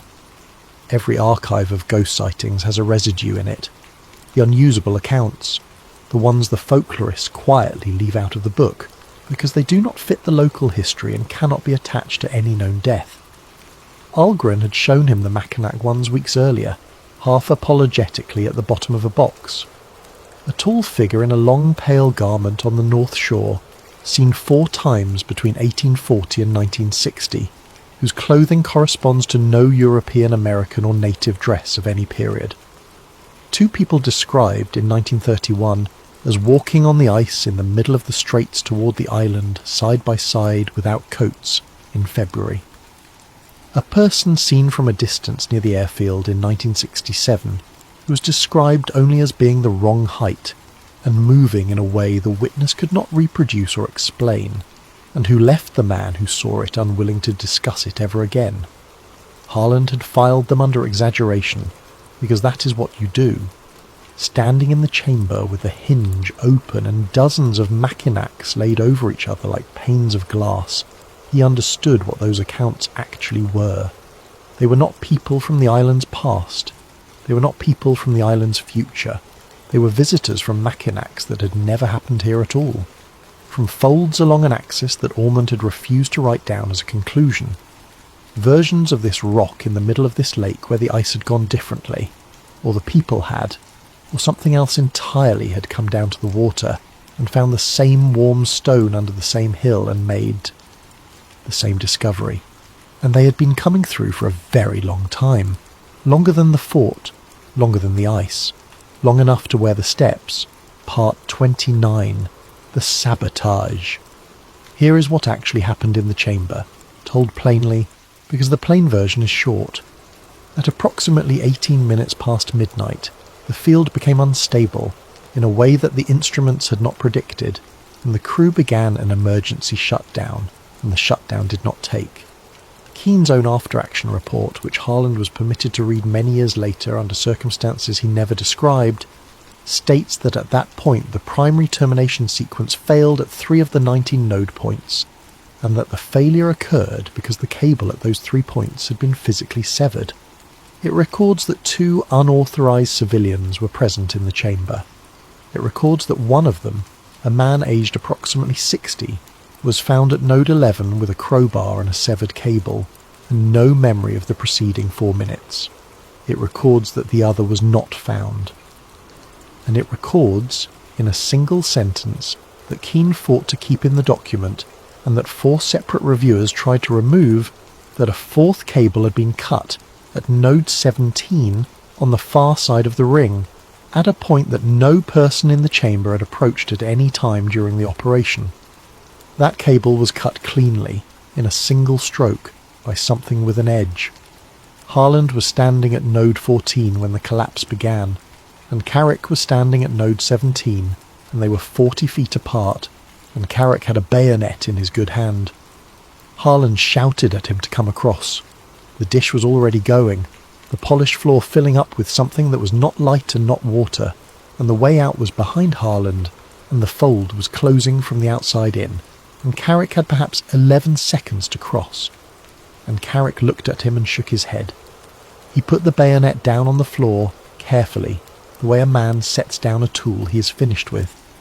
He stood in the middle of a chamber where 19 sentries were pressing against each other, in a red coat, with his ruined left hand against his chest, 200 years from a country that had not existed when he left it, and 9 days from a rope on the eastern ridge. And he said something. Harland heard it, and Algren heard it too, which is the only reason Harland ever fully believed it himself. He said, "If they call us ghosts, let them." Then the chamber shut. Part 30. The Clocks. At 23 minutes past midnight on the 21st of December, 1974, every clock on Mackinac Island stopped. Every one. The clock on the wall of the boarding-house kitchen, the clock in the mission church, the wristwatch on a man asleep in a house on the West Bluff, the register clock in the grocery, the timer on the boiler at the Grand Hotel, the alarm clock beside a 9-year-old girl who woke up because the ticking had stopped and lay listening to a silence she remembered for the rest of her life. They stopped for 4 seconds. Then all of them, together, started again. Not one of them was slow. That was checked later by people whose job it was to check such things. And it is in the record and nobody has ever explained it. Every clock on the island lost exactly 4 seconds, and no clock on the mainland lost anything at all. In the chamber, the floodlights came back up white, and the crew stood in an ordinary lit room, 400 feet under an island, looking at a ring of 19 stones with cable running to them, and a polished floor that was simply a floor. Dennis Algren was sitting at node 11 with a crowbar in his lap. Elliot Harland was lying at node 14 with his ears bleeding, and at node 17, on the far side of the ring, there was a British Army bayonet of a pattern used between 1768 and 1791, lying on the stone with fresh mud on it. There was no one else in the chamber at all. Part 31. Afterward. Project Stillwater was terminated in the spring of 1975. Not because of what happened in the chamber, or at least not officially. The program had been running on a shrinking budget for 6 years and had produced in 3 decades one photograph of a bearded man with a plumb line and a great deal of unusable data. In the end it died the way almost everything dies in that world, which is quietly in a memorandum for reasons of cost. The entrance on the eastern ridge was closed in June of 1975, not sealed with rubble the way the British had done it, filled with something poured to a depth that the paperwork does not specify, and then capped, and then the ground graded over and planted, and if you walk out there today you will find nothing at all except an ordinary limestone hollow in an ordinary stand of cedar, and you will hear the wind, and you will not think anything of it. Harlan's negatives were never returned. His camera was. He got a letter with the receipt attached and a cheque for the equipment, and the cheque was generous, and he cashed it. Dennis Algren went back to the archive and worked there for another 9 years and never wrote about any of it. When people asked him about the ghosts of Mackinac, which they did constantly, he told them the ordinary stories in his cardigan with his patient voice, and he told them well. Margaret Dalloway died in 1979 at 87 in the small green house with the stove going. Harland went to the funeral. He was one of 9 people there. She had left him the 1897 photograph in an envelope with his name on it, and nothing else, and no note. And the island went on being the island. That is the part that Harland found hardest to explain to the few people he ever told. Nothing changed. The ferries came back in the spring. The hotels opened. The fudge shops opened.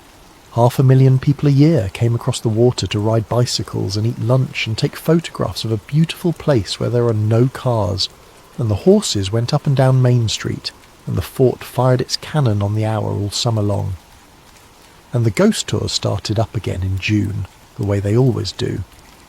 Harland went on one, once, in 1983, on a warm evening with a group of 20 tourists and a college student in a costume carrying a lantern. He listened to her tell the story of the soldier who walks the ramparts of the fort pointing at the ground, and he listened to 20 people find it delightful, and he did not say one word. He said later that he had thought about it seriously and decided that they were better off. He said, "What would I even tell them? That it is not a ghost. That there is nothing here that ever died.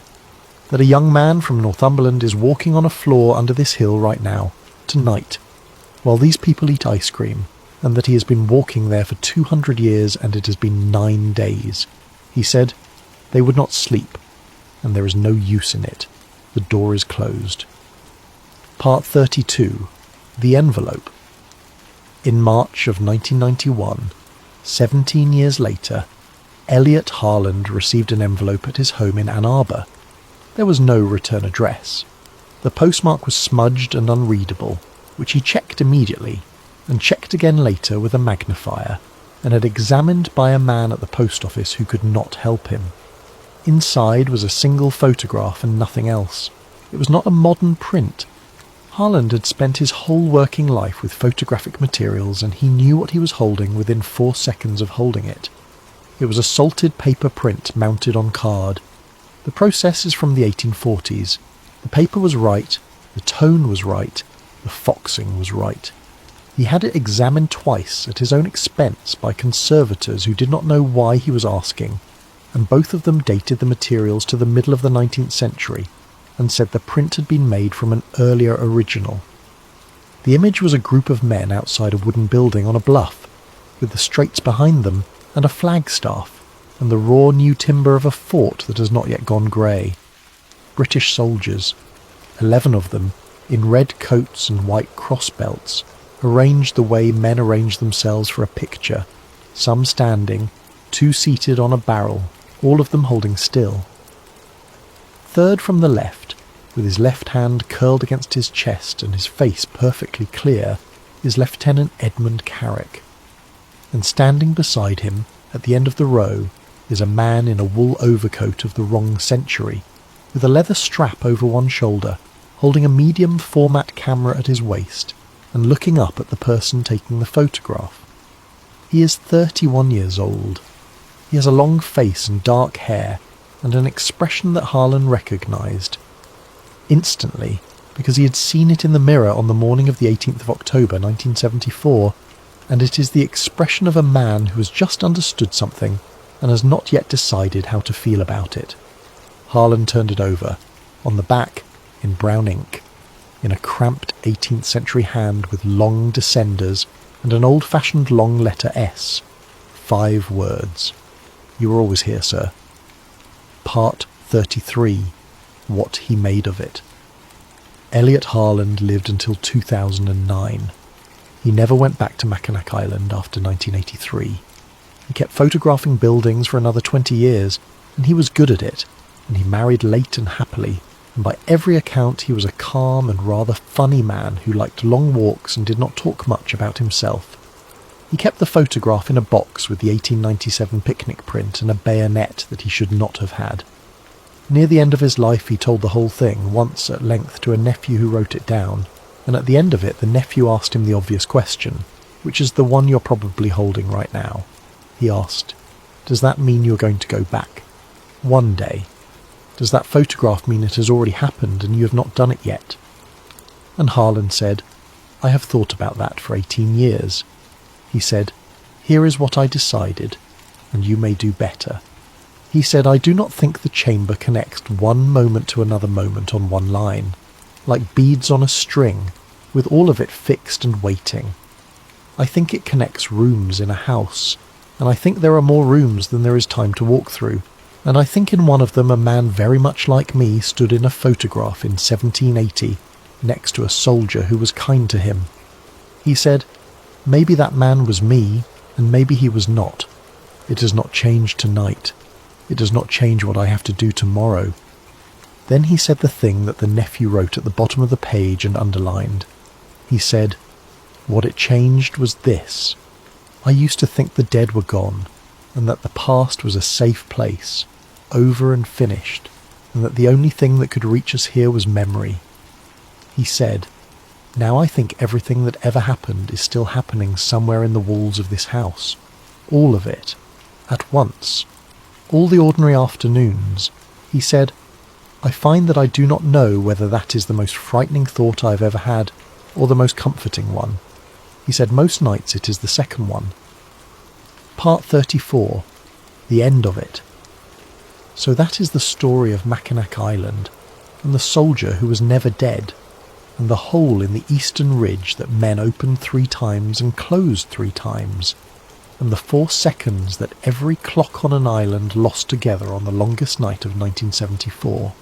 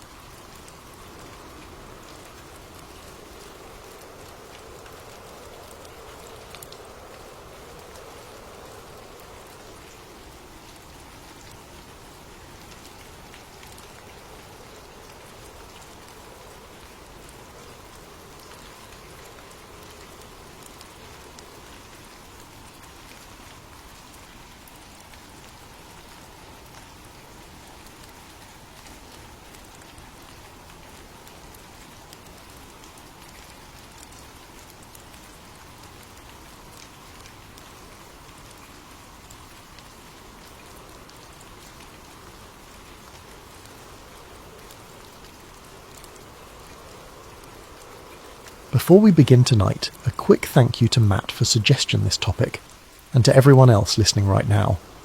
If you have a moment before this episode, please consider leaving a review on Spotify. It genuinely takes about 10 seconds, and it means the world to this channel. Okay, let's descend. There is a hill in Massachusetts where something ancient and terrible was built, and then slowly forgotten. Not forgotten the way towns forget old barns or overgrown cemeteries, but forgotten deliberately, purposefully, as though the people who once walked its corridors needed the world to stop asking questions about what happened inside. The building is gone now, or nearly gone, replaced by condominiums and manicured walking paths. But if you know where to look, you can still find the outline of what was there, the curve of the old foundation, the ghost of a corridor in the soil. And if you are very still, if you let the quiet of this story settle around you like fog rolling across a Massachusetts hillside at 2 a.m, you might begin to understand why some places resist being erased. Tonight, we are going to Danvers. Specifically, we are going beneath it. Act 1. The Hospital on the Hill. To understand what Danvers State Hospital became, you first have to understand what it was supposed to be, and more importantly, what it was never supposed to become. The institution opened in 1878 on a hilltop in Danvers, Massachusetts, originally called the Danvers Lunatic Asylum. Its architect, Nathaniel Jeremiah Bradley, designed it according to the Kirkbride Plan, a model of psychiatric care developed by Dr. Thomas Story Kirkbride in the mid-1800s that was, in theory, humane. The Kirkbride Plan held that the very architecture of a hospital could be therapeutic. Long radiating wings, abundant natural light, ventilation, open land for patients to walk. A staggered batwing layout so that no ward was directly adjacent to another, preserving a sense of privacy and calm. Kirkbride believed, genuinely and passionately, that a beautiful building in a natural setting could aid in the healing of troubled minds. What he built at Danvers was, by Victorian standards, something close to majestic. The central tower rose above the surrounding farmland like a cathedral spire. The stone walls were thick and pale, the windows arched and tall. From the road below, travellers would have seen it framed against the sky. Imposing, yes, but also dignified in the way that grand public institutions were meant to be dignified. A statement of civic responsibility. He promised that the state of Massachusetts would care for its most vulnerable. That promise did not hold. By the early 20th century, Danvers State Hospital, it had been renamed in 1895, was already beginning to strain at its seams. The patient population for which it was designed was somewhere around 600. By the 1930s, the population had nearly tripled. Wards designed for privacy and calm now held double and triple their intended number of patients. The long, light-filled corridors that Kirkbride had imagined as healing spaces became crowded, dim, and perpetually loud. The staff-to-patient ratio collapsed. The ideal of dignified, individualized care became logistically impossible. What replaced it was something far darker. Electroshock therapy, introduced into American psychiatric practice in the late 1930s, became common at Danvers within a few years of its adoption.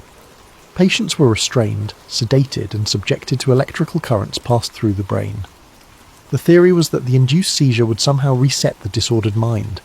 The reality for many patients was amnesia, confusion and terror.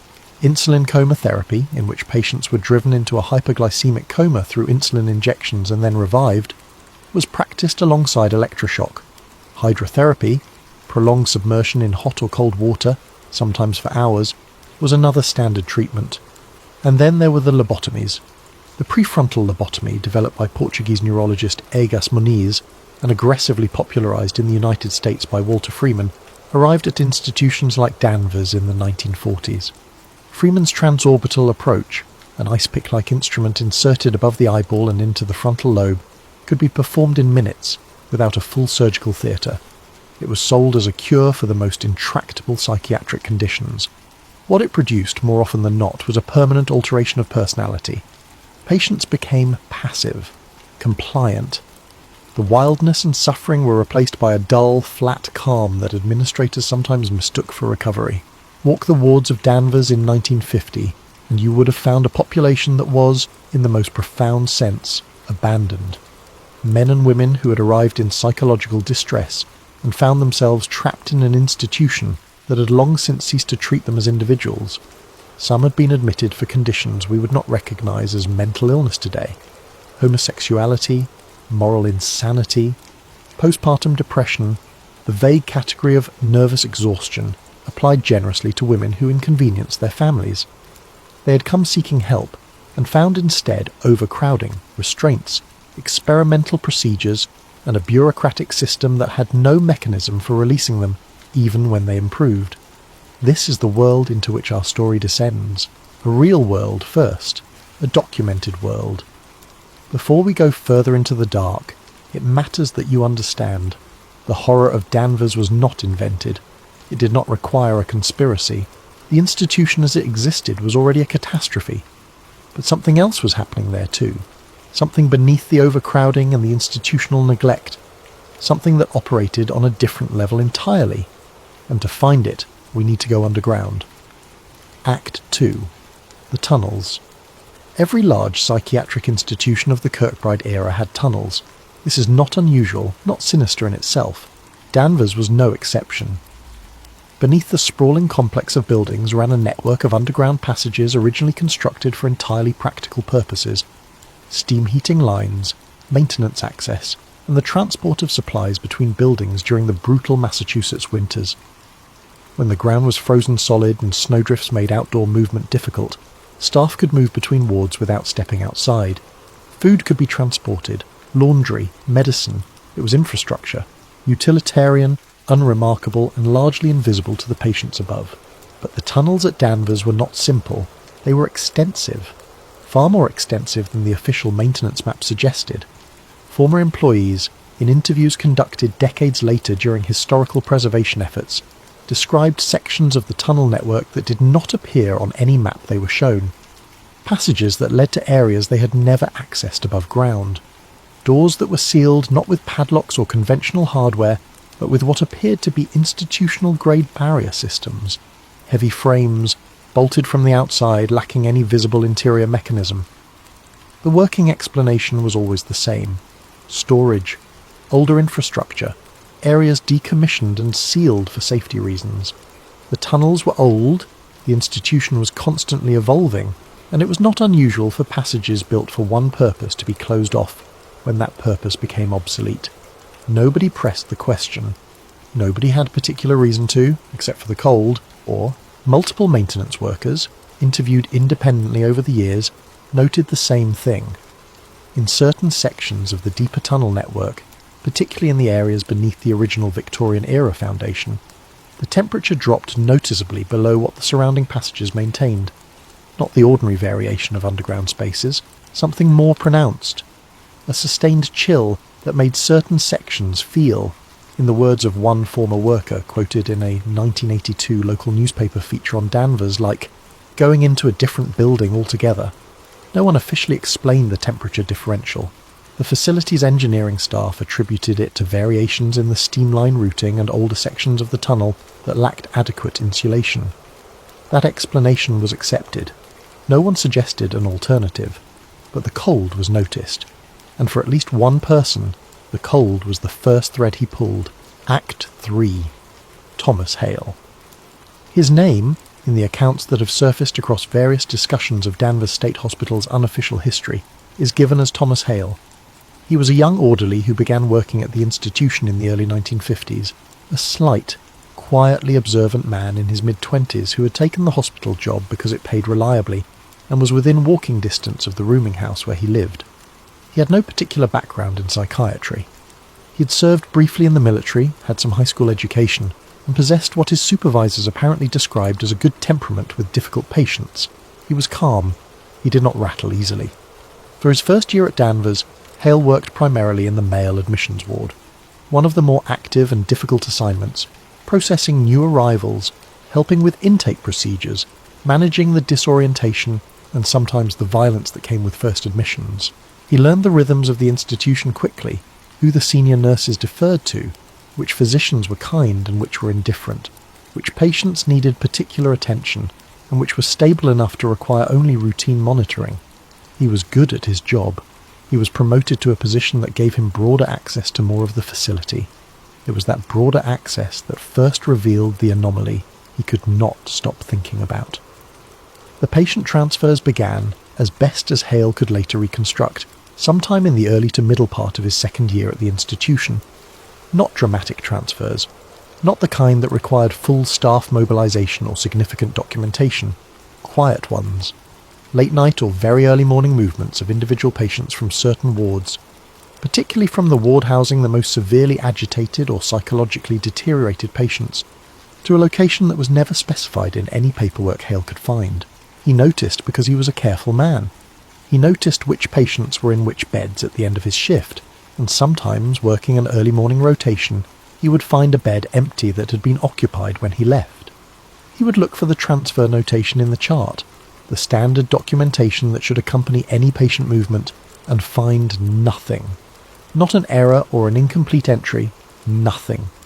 The chart would simply reflect the patient's previous status, with no record of any change, and by the next day, the patient would sometimes be gone from the ward entirely, their name removed from the active roster, no discharge paperwork, no transfer documentation to another facility, simply gone, in the administrative sense, as if the bed had always been empty and the person who occupied it had never quite existed in any official capacity.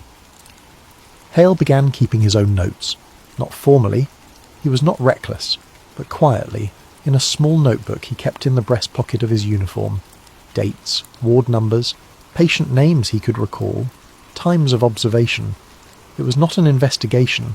It was the instinct of an orderly man confronted with disorder he could not account for, trying to impose some structure on what he was seeing.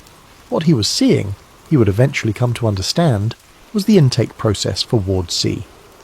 ACIST 4. Ward C. No official documentation of a Ward C exists in the publicly available records of Danvers State Hospital. The standard ward designations used at the institution during the mid-20th century followed a conventional administrative numbering system, with some wards additionally designated by their population type, the women's chronic ward, the male admissions ward, and so forth. There is no standard ward in the facility's known history that carried the letter designation C. The name, in the accounts that reference it, appears to have been informal, staff shorthand, passed by word of mouth in the lower level areas of the institution, used quietly by the small number of employees who worked near or had incidental knowledge of the restricted section. It was not used in any document. It was not spoken in administrative meetings.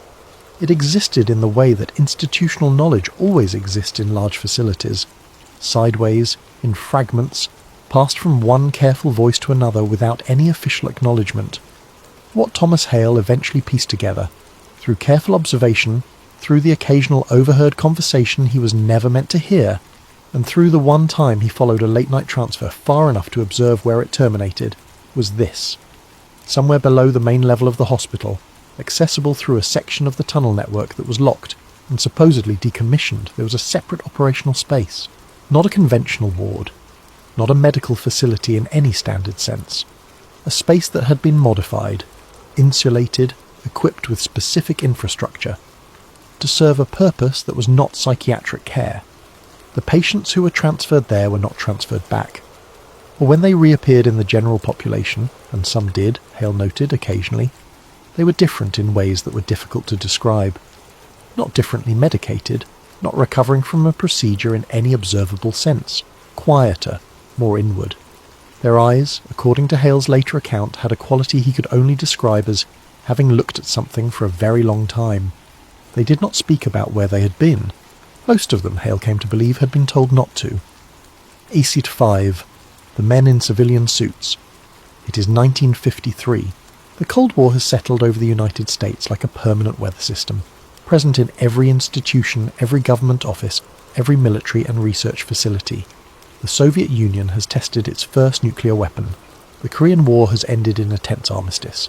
Senator Joseph McCarthy is at the height of his power, and the fear of communist infiltration, of hidden enemies within American institutions, has produced a governmental and intelligence apparatus that is simultaneously more powerful and more secretive than anything the country has previously maintained in peacetime. Against this backdrop, the Central Intelligence Agency launches what will eventually become one of the most extensively documented secret programs in American history, MKUltra. The program, officially approved by CIA Director Alan Dulles in April of that year, is a systematic effort to develop techniques for behavioral manipulation, mind control, and psychological coercion. Its methods include the covert administration of LSD and other psychoactive drugs to unwitting subjects, hypnosis, sensory deprivation, isolation, verbal and sexual abuse, and various forms of psychological torture. The program operates across dozens of institutions, universities, hospitals, prisons, and military facilities, under a complex network of front organizations and indirect funding channels specifically designed to obscure the CIA's involvement. Danvers State Hospital, in the accounts that have accumulated around its history, is not named in the officially declassified MKUltra documentation. This is not surprising. The 1973 destruction of MKUltra files, ordered by CIA Director Richard Helms, eliminated the vast majority of the program's operational records. What survived was recovered largely by accident, in files that had been misfiled in a financial records room and thus escaped the shredders. Those surviving files documented 150 distinct research projects at dozens of institutions. The number of institutions from which documentation was destroyed is unknown. What Thomas Hale observed beginning in approximately 1954 was not men in military uniform. It was not government vehicles marked with any official designation. It was men in plain civilian suits, unremarkably dressed, carrying locked aluminum cases, who arrived at Danvers in unmarked cars, entered through a staff entrance that was routinely cleared of other personnel during their visits, and departed without signing any visitor log that Hale could subsequently locate. Their visits correlated with what Hale characterised as reliable frequency, with the patient transfers towards C. The hospital administrator during this period, a man Hale describes only as the director in his account, appeared, in the weeks following the first civilian visits, to have acquired access to funding for new equipment. Physical modifications were made to sections of the lower facility. Certain staff members previously assigned to general ward duties were reassigned to restricted areas and instructed not to discuss their new responsibilities. They received small, unexplained pay increases. They signed papers that Hale was told were standard confidentiality agreements related to sensitive patient information. They were not standard confidentiality agreements. The official explanation offered to the general staff for all of this activity was the same phrase, repeated whenever questions arose: behavioural rehabilitation research, a grant-funded academic collaboration, nothing that would affect daily operations, nothing to concern yourself with. Hale concerned himself with it anyway. Act 6. The fragments. There is a particular quality to knowledge acquired through fragments, through doorways not fully closed, through words heard at the end of a corridor, through documents glimpsed before being turned over. It is not the clean, linear knowledge of a direct briefing or an official report. It is more like the knowledge you have of a foreign city from photographs and other people's descriptions. Real, genuinely informative, but assembled from pieces that don't quite fit together seamlessly, that leave gaps where the most important details might be hiding. This is the knowledge Thomas Hale assembled over the course of the next several years. The first fragment came through a partially open office door on a Thursday afternoon. Two men he did not recognise. Neither was the civilian-suited visitors he had seen before. These were men in white coats, academic-looking, carrying folders, were speaking in what they believed was an empty corridor. Hale, turning into the corridor from a stairwell, stopped before they saw him and remained still. He heard 11 words clearly before one of the men pulled the office door shut. Those 11 words were cognitive breakdown thresholds, memory destabilization, and the point at which identity separation becomes irreversible. He wrote them down that evening in his notebook, unsure what they meant. The second fragment came 6 weeks later, from a nurse who had briefly been reassigned to the restricted section, and then, without explanation, reassigned back to general duty. She did not speak directly to Hale about what she had seen, but she spoke to someone else in Hale's vicinity, in the kind of careful, half-coded language that people use when they want to communicate something they are not sure they are allowed to communicate. What Hale gathered from her conversation was that the patients in the restricted section were not receiving standard psychiatric treatment.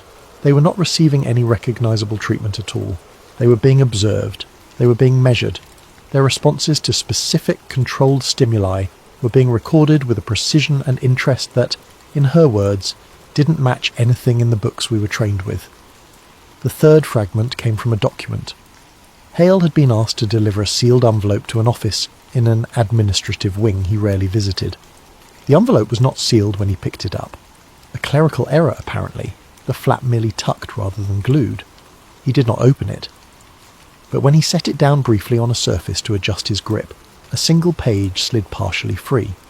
The page contained a numbered list. He saw 3 items before he quickly replaced the page and resealed the envelope as carefully as he could. The 3 items he saw were Protocol for Extended Sensory Occlusion, Baseline versus Post-Protocol Memory Recall Differential, and Threshold Documentation, Perceptual Anchoring Failure. He did not know what perceptual anchoring failure meant. He was beginning to understand, in the general sense, what they were doing down there. They were not treating mental illness. They were studying how the mind breaks. Act 7. The Design of the Darkness. To understand the experiments described in the accounts that have accumulated around Danvers, it helps to understand the scientific and geopolitical context in which such experiments were being conceived and conducted across the country during this period. The Cold War had produced within the American intelligence and defense community a specific and profound anxiety. What would happen to an American soldier, or intelligence officer or civilian official, subjected to enemy interrogation techniques designed to break the will and extract information? The Korean War had introduced the phrase brainwashing into American public discourse, applied to reports of American prisoners of war who had made statements sympathetic to their captors. Whether those statements reflected genuine psychological transformation or simple coercion under duress, they had ignited a fear within the national security apparatus that the human mind might be more vulnerable than anyone had previously assumed. The research that followed, not just at Danvers according to the conspiracy accounts, but across the network of institutions that fed into the M-Culture umbrella, was animated by 2 parallel imperatives. The first was defensive. Understand how enemy psychological techniques might work so that American personnel could be trained to resist them. The second was offensive. Develop those techniques, or better ones, for American use. In Ward C, the methods documented in the fragments that have emerged, through Hale's account, through the testimonies of former staff members, through the fragmentary physical evidence discovered by urban explorers decades later, appear to have centred on sensory manipulation, the denial of sensory input and the overwhelming of it, the disruption of sleep, the administration of experimental pharmacological compounds whose precise identities remain unknown, but whose effects, based on patient descriptions from the few who were later able to speak about their experiences, suggest combinations of dissociatives, hallucinogens, and compounds designed to heighten suggestibility and impair short-term memory formation. The isolation protocols were, by any modern standard, extreme. Patients were placed in individual rooms with no windows, no natural light, and carefully controlled acoustic conditions. Not silence exactly, but a precisely managed sonic environment. A low, continuous hum at frequencies chosen to prevent the brain from establishing reliable auditory anchors.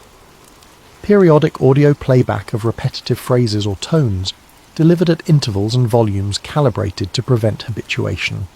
The goal, as best as can be reconstructed from the available fragments, was not simply to disorient.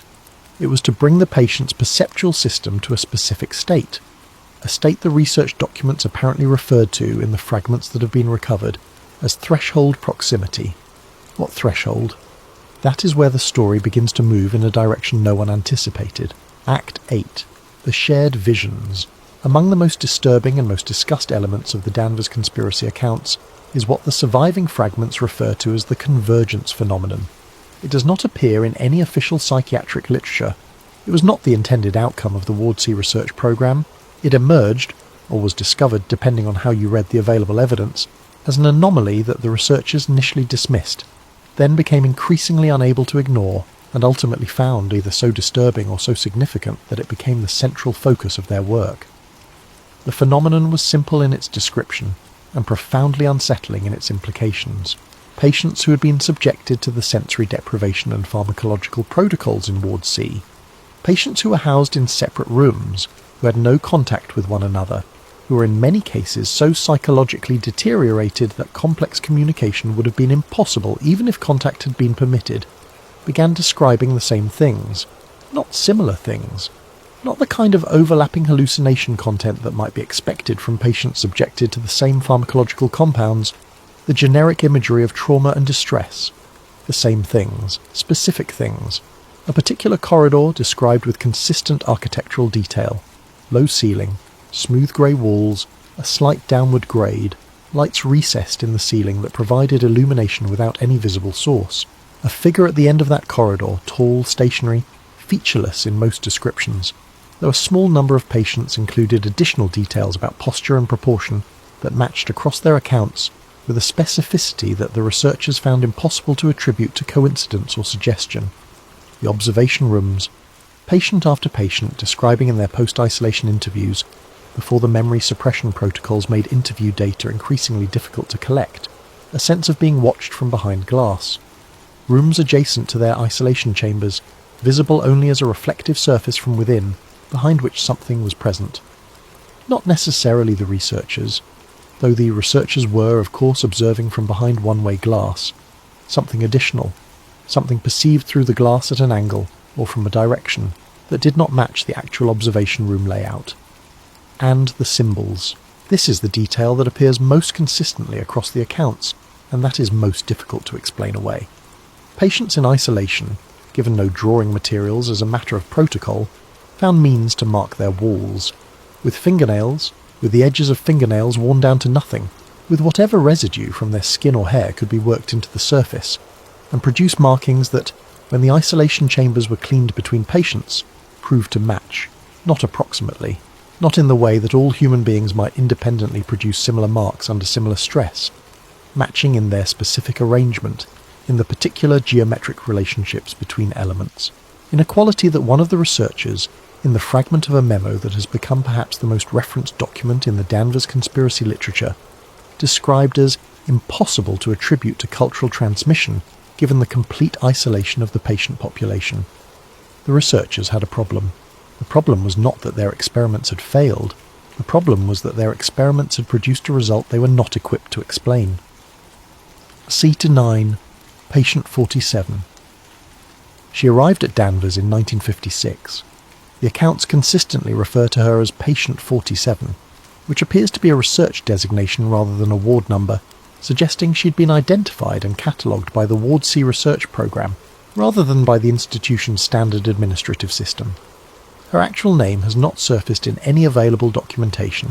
What has surfaced is a partial research profile, recovered in the 1990s from a collection of papers that had been stored in a private home in rural Massachusetts after being removed from Danvers by a research assistant who had worked there briefly in the early 1960s and had kept the documents without knowing their significance.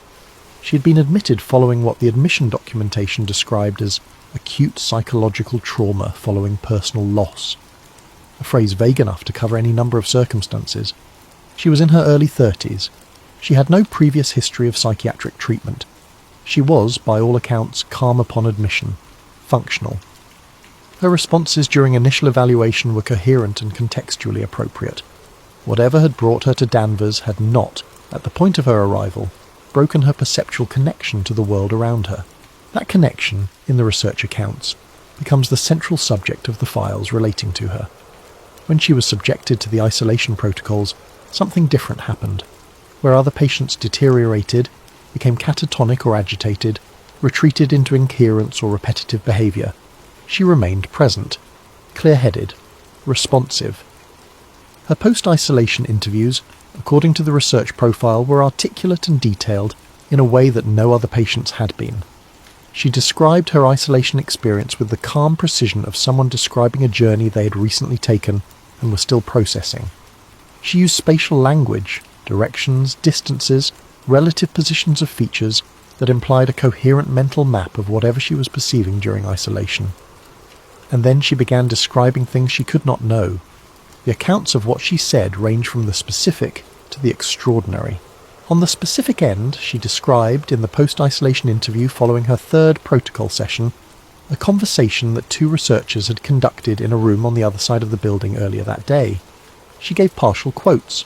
She described the physical arrangement of the researchers in the room, who was seated where, which one was writing, which was standing. Her account, when checked, was accurate in every verifiable particular. On the extraordinary end, she described, with apparent calm and in considerable detail, procedures that were scheduled for other patients in other rooms, procedures that had not yet occurred at the time of her interview, that were confirmed only in the records of sessions conducted in the days following her description.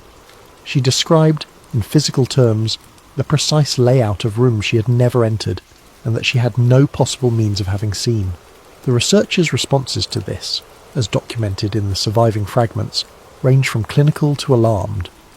The lead researcher, identified in the documents only by an initial, R, became, according to the accounts, increasingly focused on patient 47 to a degree that appeared to concern his colleagues. He extended her protocol sessions, he modified the pharmacological compounds she received, he began conducting private interviews with her that were not logged in the standard research record, and he began asking her, with increasing specificity, about the room beneath the tunnels. Aced 10. The room beneath. She had mentioned it first in her fourth post-isolation interview, unprompted at the end of her response about the corridor and the figure she had described. Consistent with every other patient's account, she had added a detail that was not in any other patient's account. And below that there is a room, older than the rest. The walls are different there, and it has been there longer than the hospital. The researcher had asked her to describe it further. She had described a circular or near-circular space, low ceiling, stone construction, not the brick or poured concrete of the tunnel sections, but cut stone, assembled without mortar in a manner suggesting significant age. A floor that was lower than the surrounding tunnel grade, accessible by a short descent, and in the centre of the room something she described with careful hesitation. The quality of the air, she said, a density, as if the space itself had a weight that was not physical. It is where the barrier is thinnest, she said, in the account that has been most widely cited. I do not know what it is a barrier between. I only know that in that room it is almost possible to see through. No official documentation of any such room exists in the architectural records of Danvers State Hospital.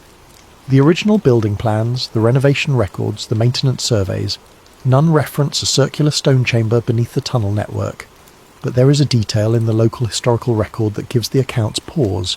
Danvers is not just the site of a psychiatric hospital.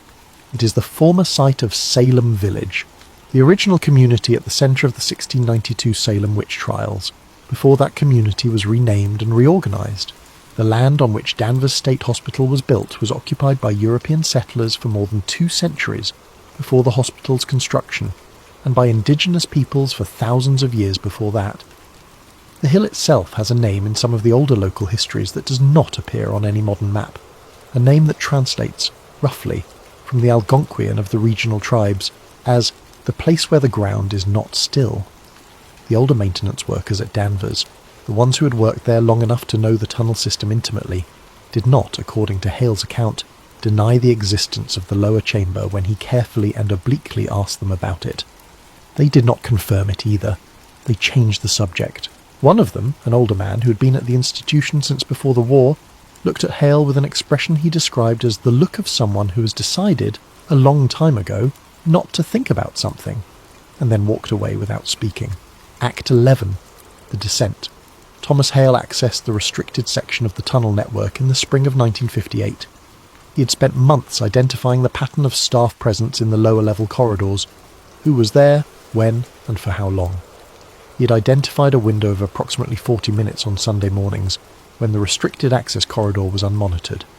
He had found, through careful observation, and one piece of extraordinary luck involving a misplaced keyring left briefly on a hook near the maintenance office, the specific key that opened the first locked door in the sealed corridor sequence. He did not go all the way to Ward C. He was not certain, at that point, exactly where Ward C was in relation to the tunnel network. What he found in the restricted corridor, in the 40 minutes he had, moving carefully, keeping track of his time, were the observation rooms. They were behind the wall of what appeared from the main tunnel corridor to be an equipment storage area. A false wall, not dramatically false, not designed to deceive a determined search, but simply presenting a blank institutional face that did not invite inspection. Behind it, a narrow passage, and opening off that passage 3 separate observation stations, each consisting of a small room furnished with a single chair, a narrow desk, and a wide rectangular window of heavy, slightly greenish glass set into the wall. The windows looked into the isolation chambers. Hale stood at the first window for what he described as a long time, though he was acutely conscious of his time limit and he knew it could not truly have been long. The chamber on the other side of the glass was empty. The room was approximately 3 metres by 3 metres, with walls that appeared to have been specifically treated, covered in a material he could not identify from his angle, something with a texture unlike standard institutional paint or plaster. The ceiling was low. The light came from a continuous strip fixture with no visible seam or gap. The floor was bare. On the wall opposite the observation window, scratched into the treated surface with what must have taken considerable sustained effort, was a symbol he did not recognise. Geometric. Specific. He could not have reproduced it from memory, he said later, but he recognised, even in the moment of seeing it, that it had the quality of something intentional. Not the random marking of distress or boredom, but something that had been placed there with care. Placed there to be found, possibly, or placed there because the person who made it could not prevent themselves from making it. He left before his time was up. He walked back through the tunnel to the main maintenance corridor, replaced the key exactly as he'd found it, and went about the rest of his shift with the careful composure of a man who has seen something he will spend the rest of his life trying to understand. He did not go back. He did not need to. Act 12. The overlap hypothesis. The research, in the accounts of those who have pieced it together from surviving fragments and subsequent testimony, reached its most significant and most disturbing conclusion sometime in the late 1950s, perhaps 1958, perhaps 59. The precise dating is uncertain, but the nature of the conclusion is consistent across the sources. A government consultant, identified in the available documentation only as Dr. K, a designation that has generated considerable speculation without firm resolution, produced a theoretical framework that attempted to account for the convergence phenomenon, the shared visions, the identical symbols, the impossible knowledge demonstrated by patient 47. The framework was presented to the core research team in what the surviving memo fragment describes as a classified briefing of considerable duration. The framework has come to be referred to, in the discussions that have grown up around the Danvers accounts, as the overlap hypothesis. Its central claim was this: human consciousness, in its normal waking state, operates within a perceptual field that is actively maintained, not passively received. The brain does not simply take in reality as it is, it actively constructs a version of reality calibrated to the needs of the organism, filtering an enormous quantity of available sensory and informational input down to the workable stream of experience that we recognise as ordinary perception. This filtering process is, in the normal course of events, so robust and so automatic that we have no awareness of it. We experience the output, our ordinary reality, and have no access to, and indeed no knowledge of, the vast quantity of input that is being excluded. What the sensory deprivation and pharmacological protocols appeared to be doing, in Dr. K's framework, was impairing the filtering mechanism, not randomly, not chaotically, in a specific and consistent direction, toward a state in which the brain's ordinary perceptual construction is weakened, and whatever it is that the brain normally filters out becomes partially accessible to consciousness, and whatever that filtered out reality contained, whatever lay in the perceptual territory that ordinary waking consciousness excludes, appeared to be the same for all of the subjects, not personal, not idiosyncratic, shared, consistent, as if it were a feature of external reality rather than a product of individual psychology. The corridor, the figure, the observation rooms, the room beneath. The patients were not imagining the same thing. According to the overlap hypothesis, they were seeing the same place. Act 13. The divergence. The research team did not respond to the overlap hypothesis as a single body. This is one of the most humanly recognisable details in the entire Danvers account. The way that a group of people confronted with an impossible conclusion splits along the lines of what each of them can bear to believe. Some of them had spent their careers in the rational materialist framework of mid-century American science. They had entered the Ward C project with a specific and comprehensible set of assumptions about what they were studying. The limits of human psychological endurance, the mechanics of behavioural manipulation, the controllable parameters of perception and memory. The convergence phenomenon could, for those researchers, be accommodated within an expanded version of that framework. Mass suggestibility, chemical synergy producing consistent neurological effects.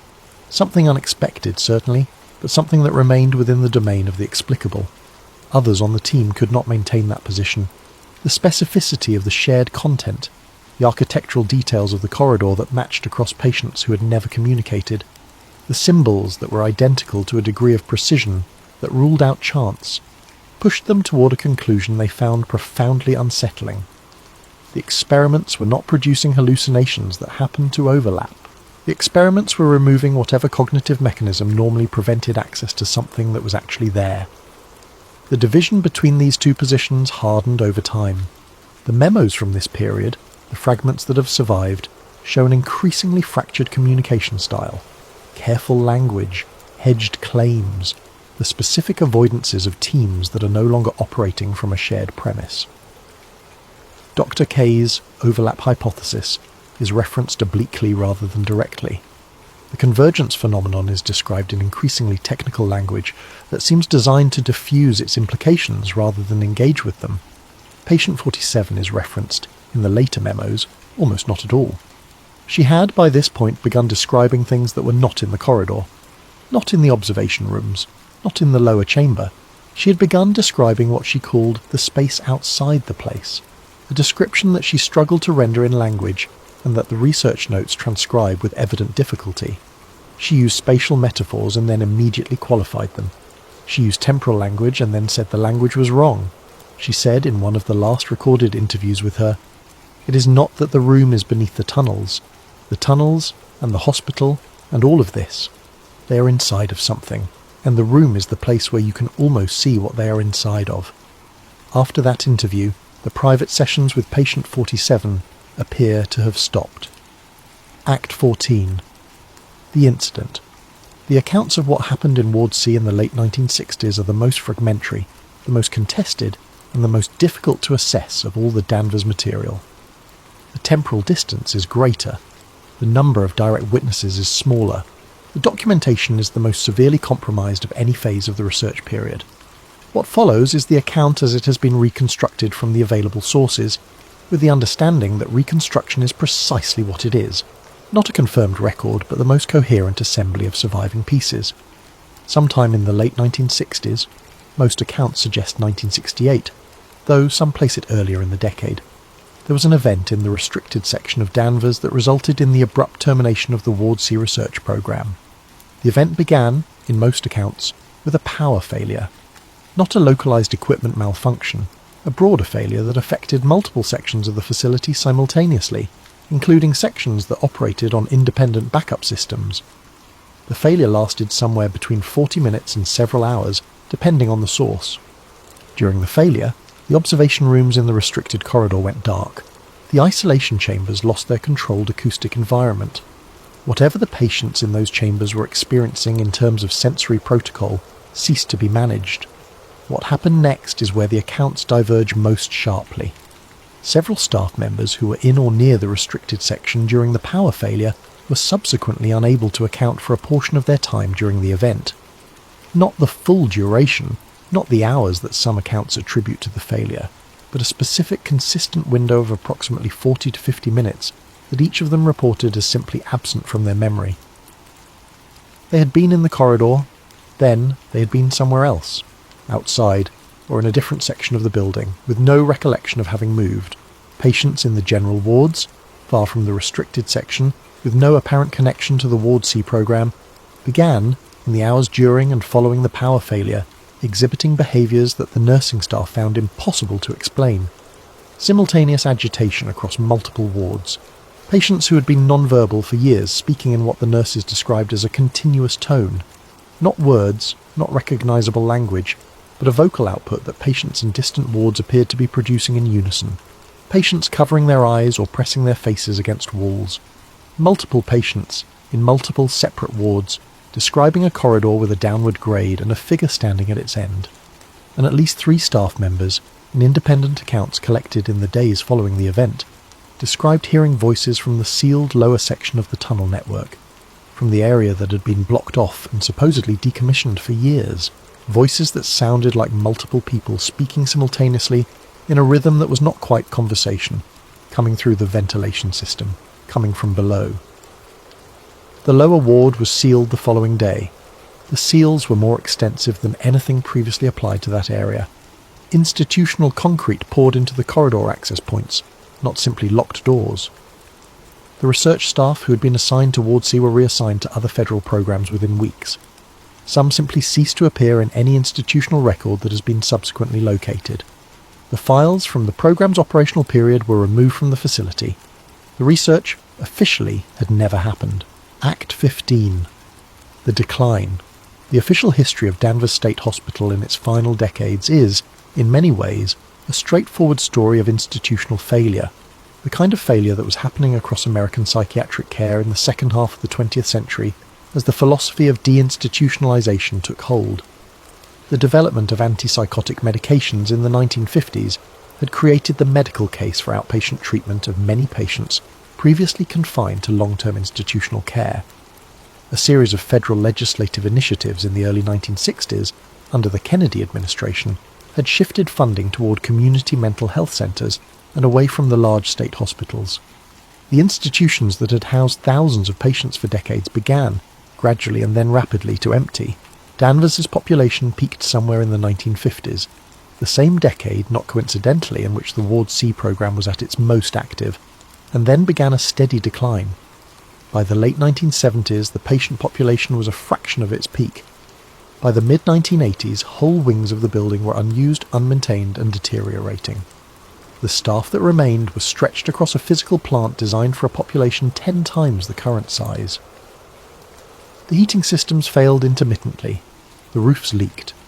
The beautiful Kirkbride architecture, the light-filled corridors and arched windows that had once represented a humanitarian vision of psychiatric care, became instead the setting for a slow and unglamorous institutional death.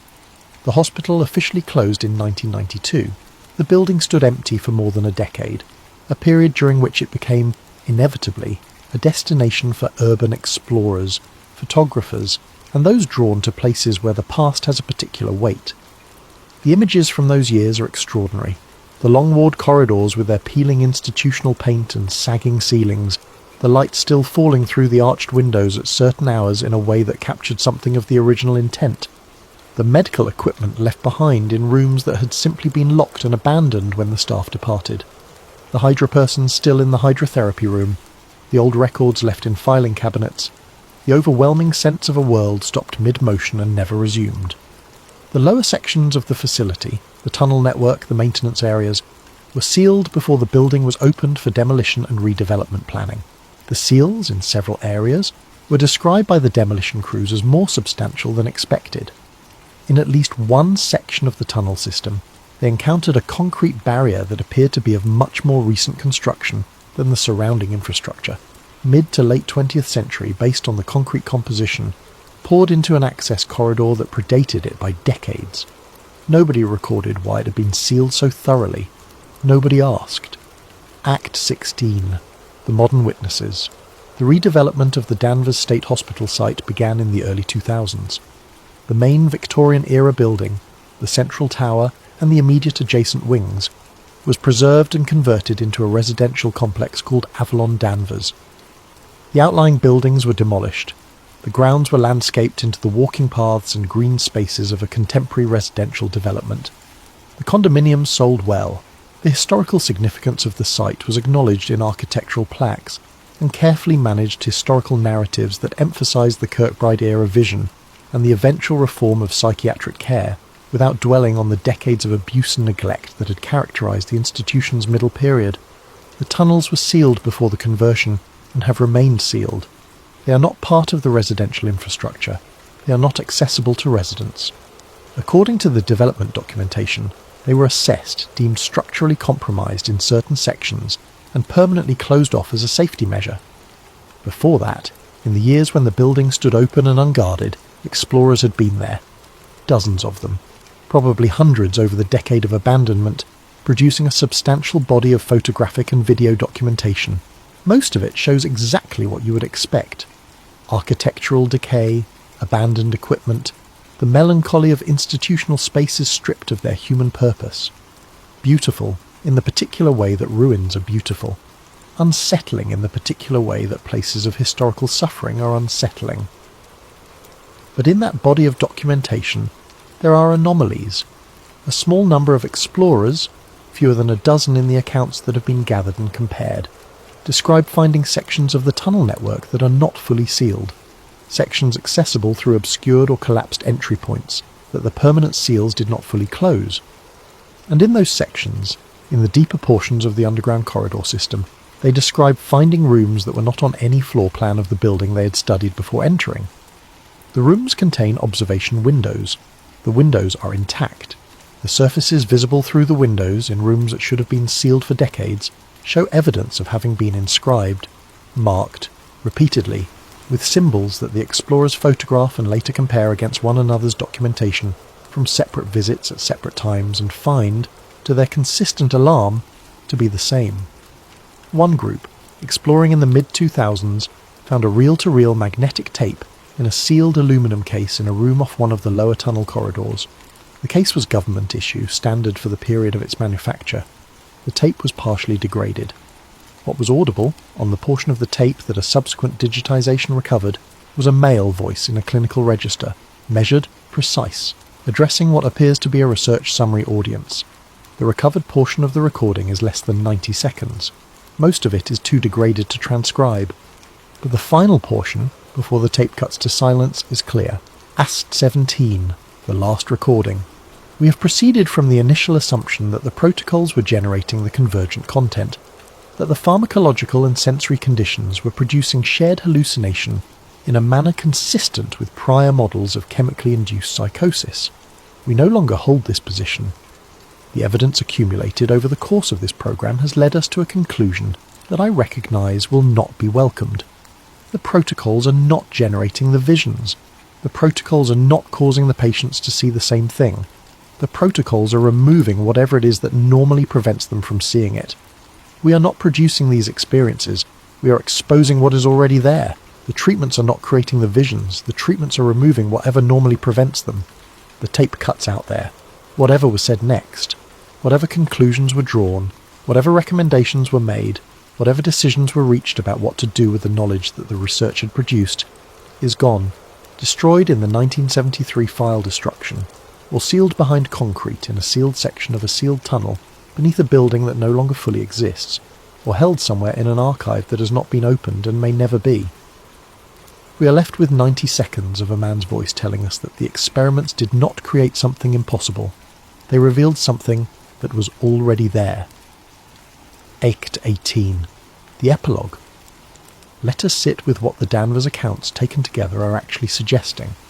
Not the individual claims, not the question of whether Thomas Hale's notebook survives, or whether the research designation Ward C can be verified in a primary document, but the shape of the argument. What the story, at its core, is proposing about the nature of human experience.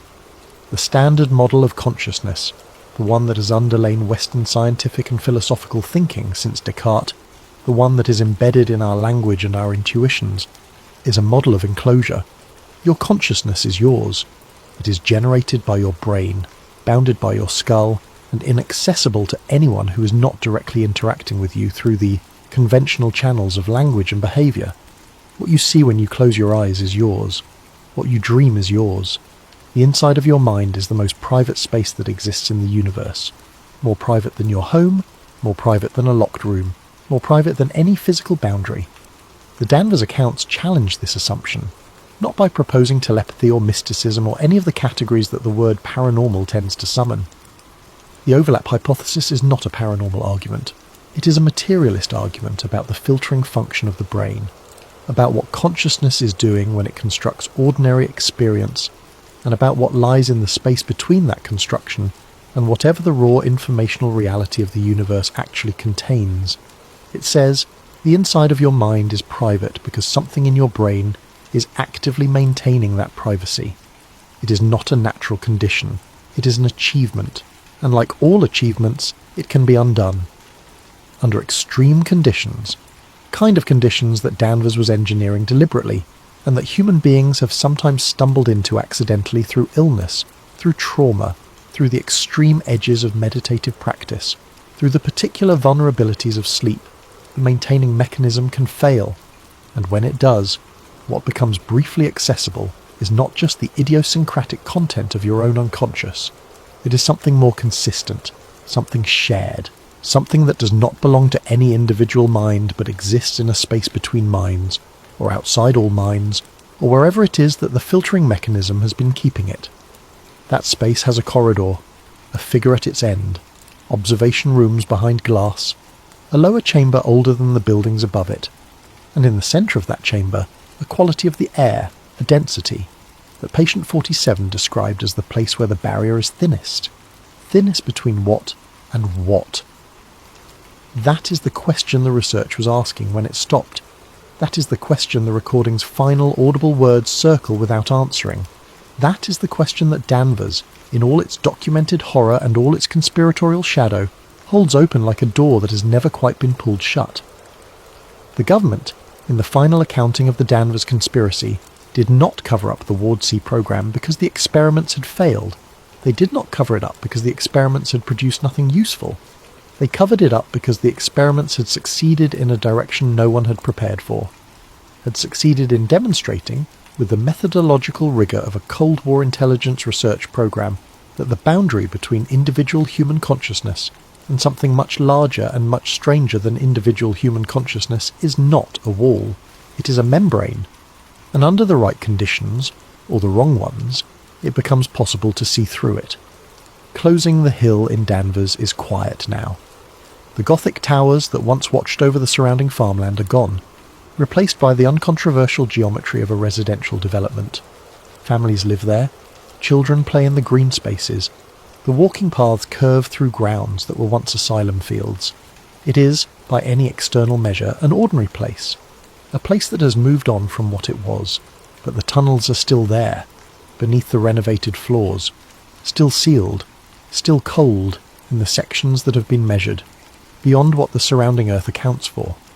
The symbols that were scratched into isolation chamber walls over decades of Ward C protocols have presumably been covered by redevelopment. The observation windows have presumably been filled in or demolished. Presumably. Nobody has confirmed this. Nobody has opened the sealed sections to look. Nobody has excavated the lower levels of the tunnel network to see whether, beneath the maintenance infrastructure of a Victorian-era psychiatric institution, there is a circular chamber of cut stone without mortar, older than the hospital, older than the asylum that preceded it, older than the European settlement of the Massachusetts coast. Nobody has gone to find out whether patient 47's description of the room beneath the tunnels was the account of a traumatized mind constructing comfort from chaos, or whether she was, as she believed, simply describing something that she could see, something that the rest of us are always almost seeing, in the quiet moments, in the drift before sleep, in the borderland where the maintaining mechanism goes soft and the edges of ordinary perception become uncertain. That long corridor, the figure at the end of it, the sense of being observed from behind glass, the room beneath everything, where the barrier is thinnest. You are drifting now. Let the weight of this settle around you. You are safe wherever you are listening from. Your bed, your chair, the dark of a room that is yours and no one else's.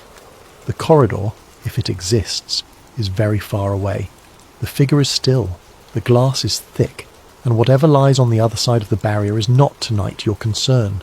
Tonight, you are simply here. And here is enough.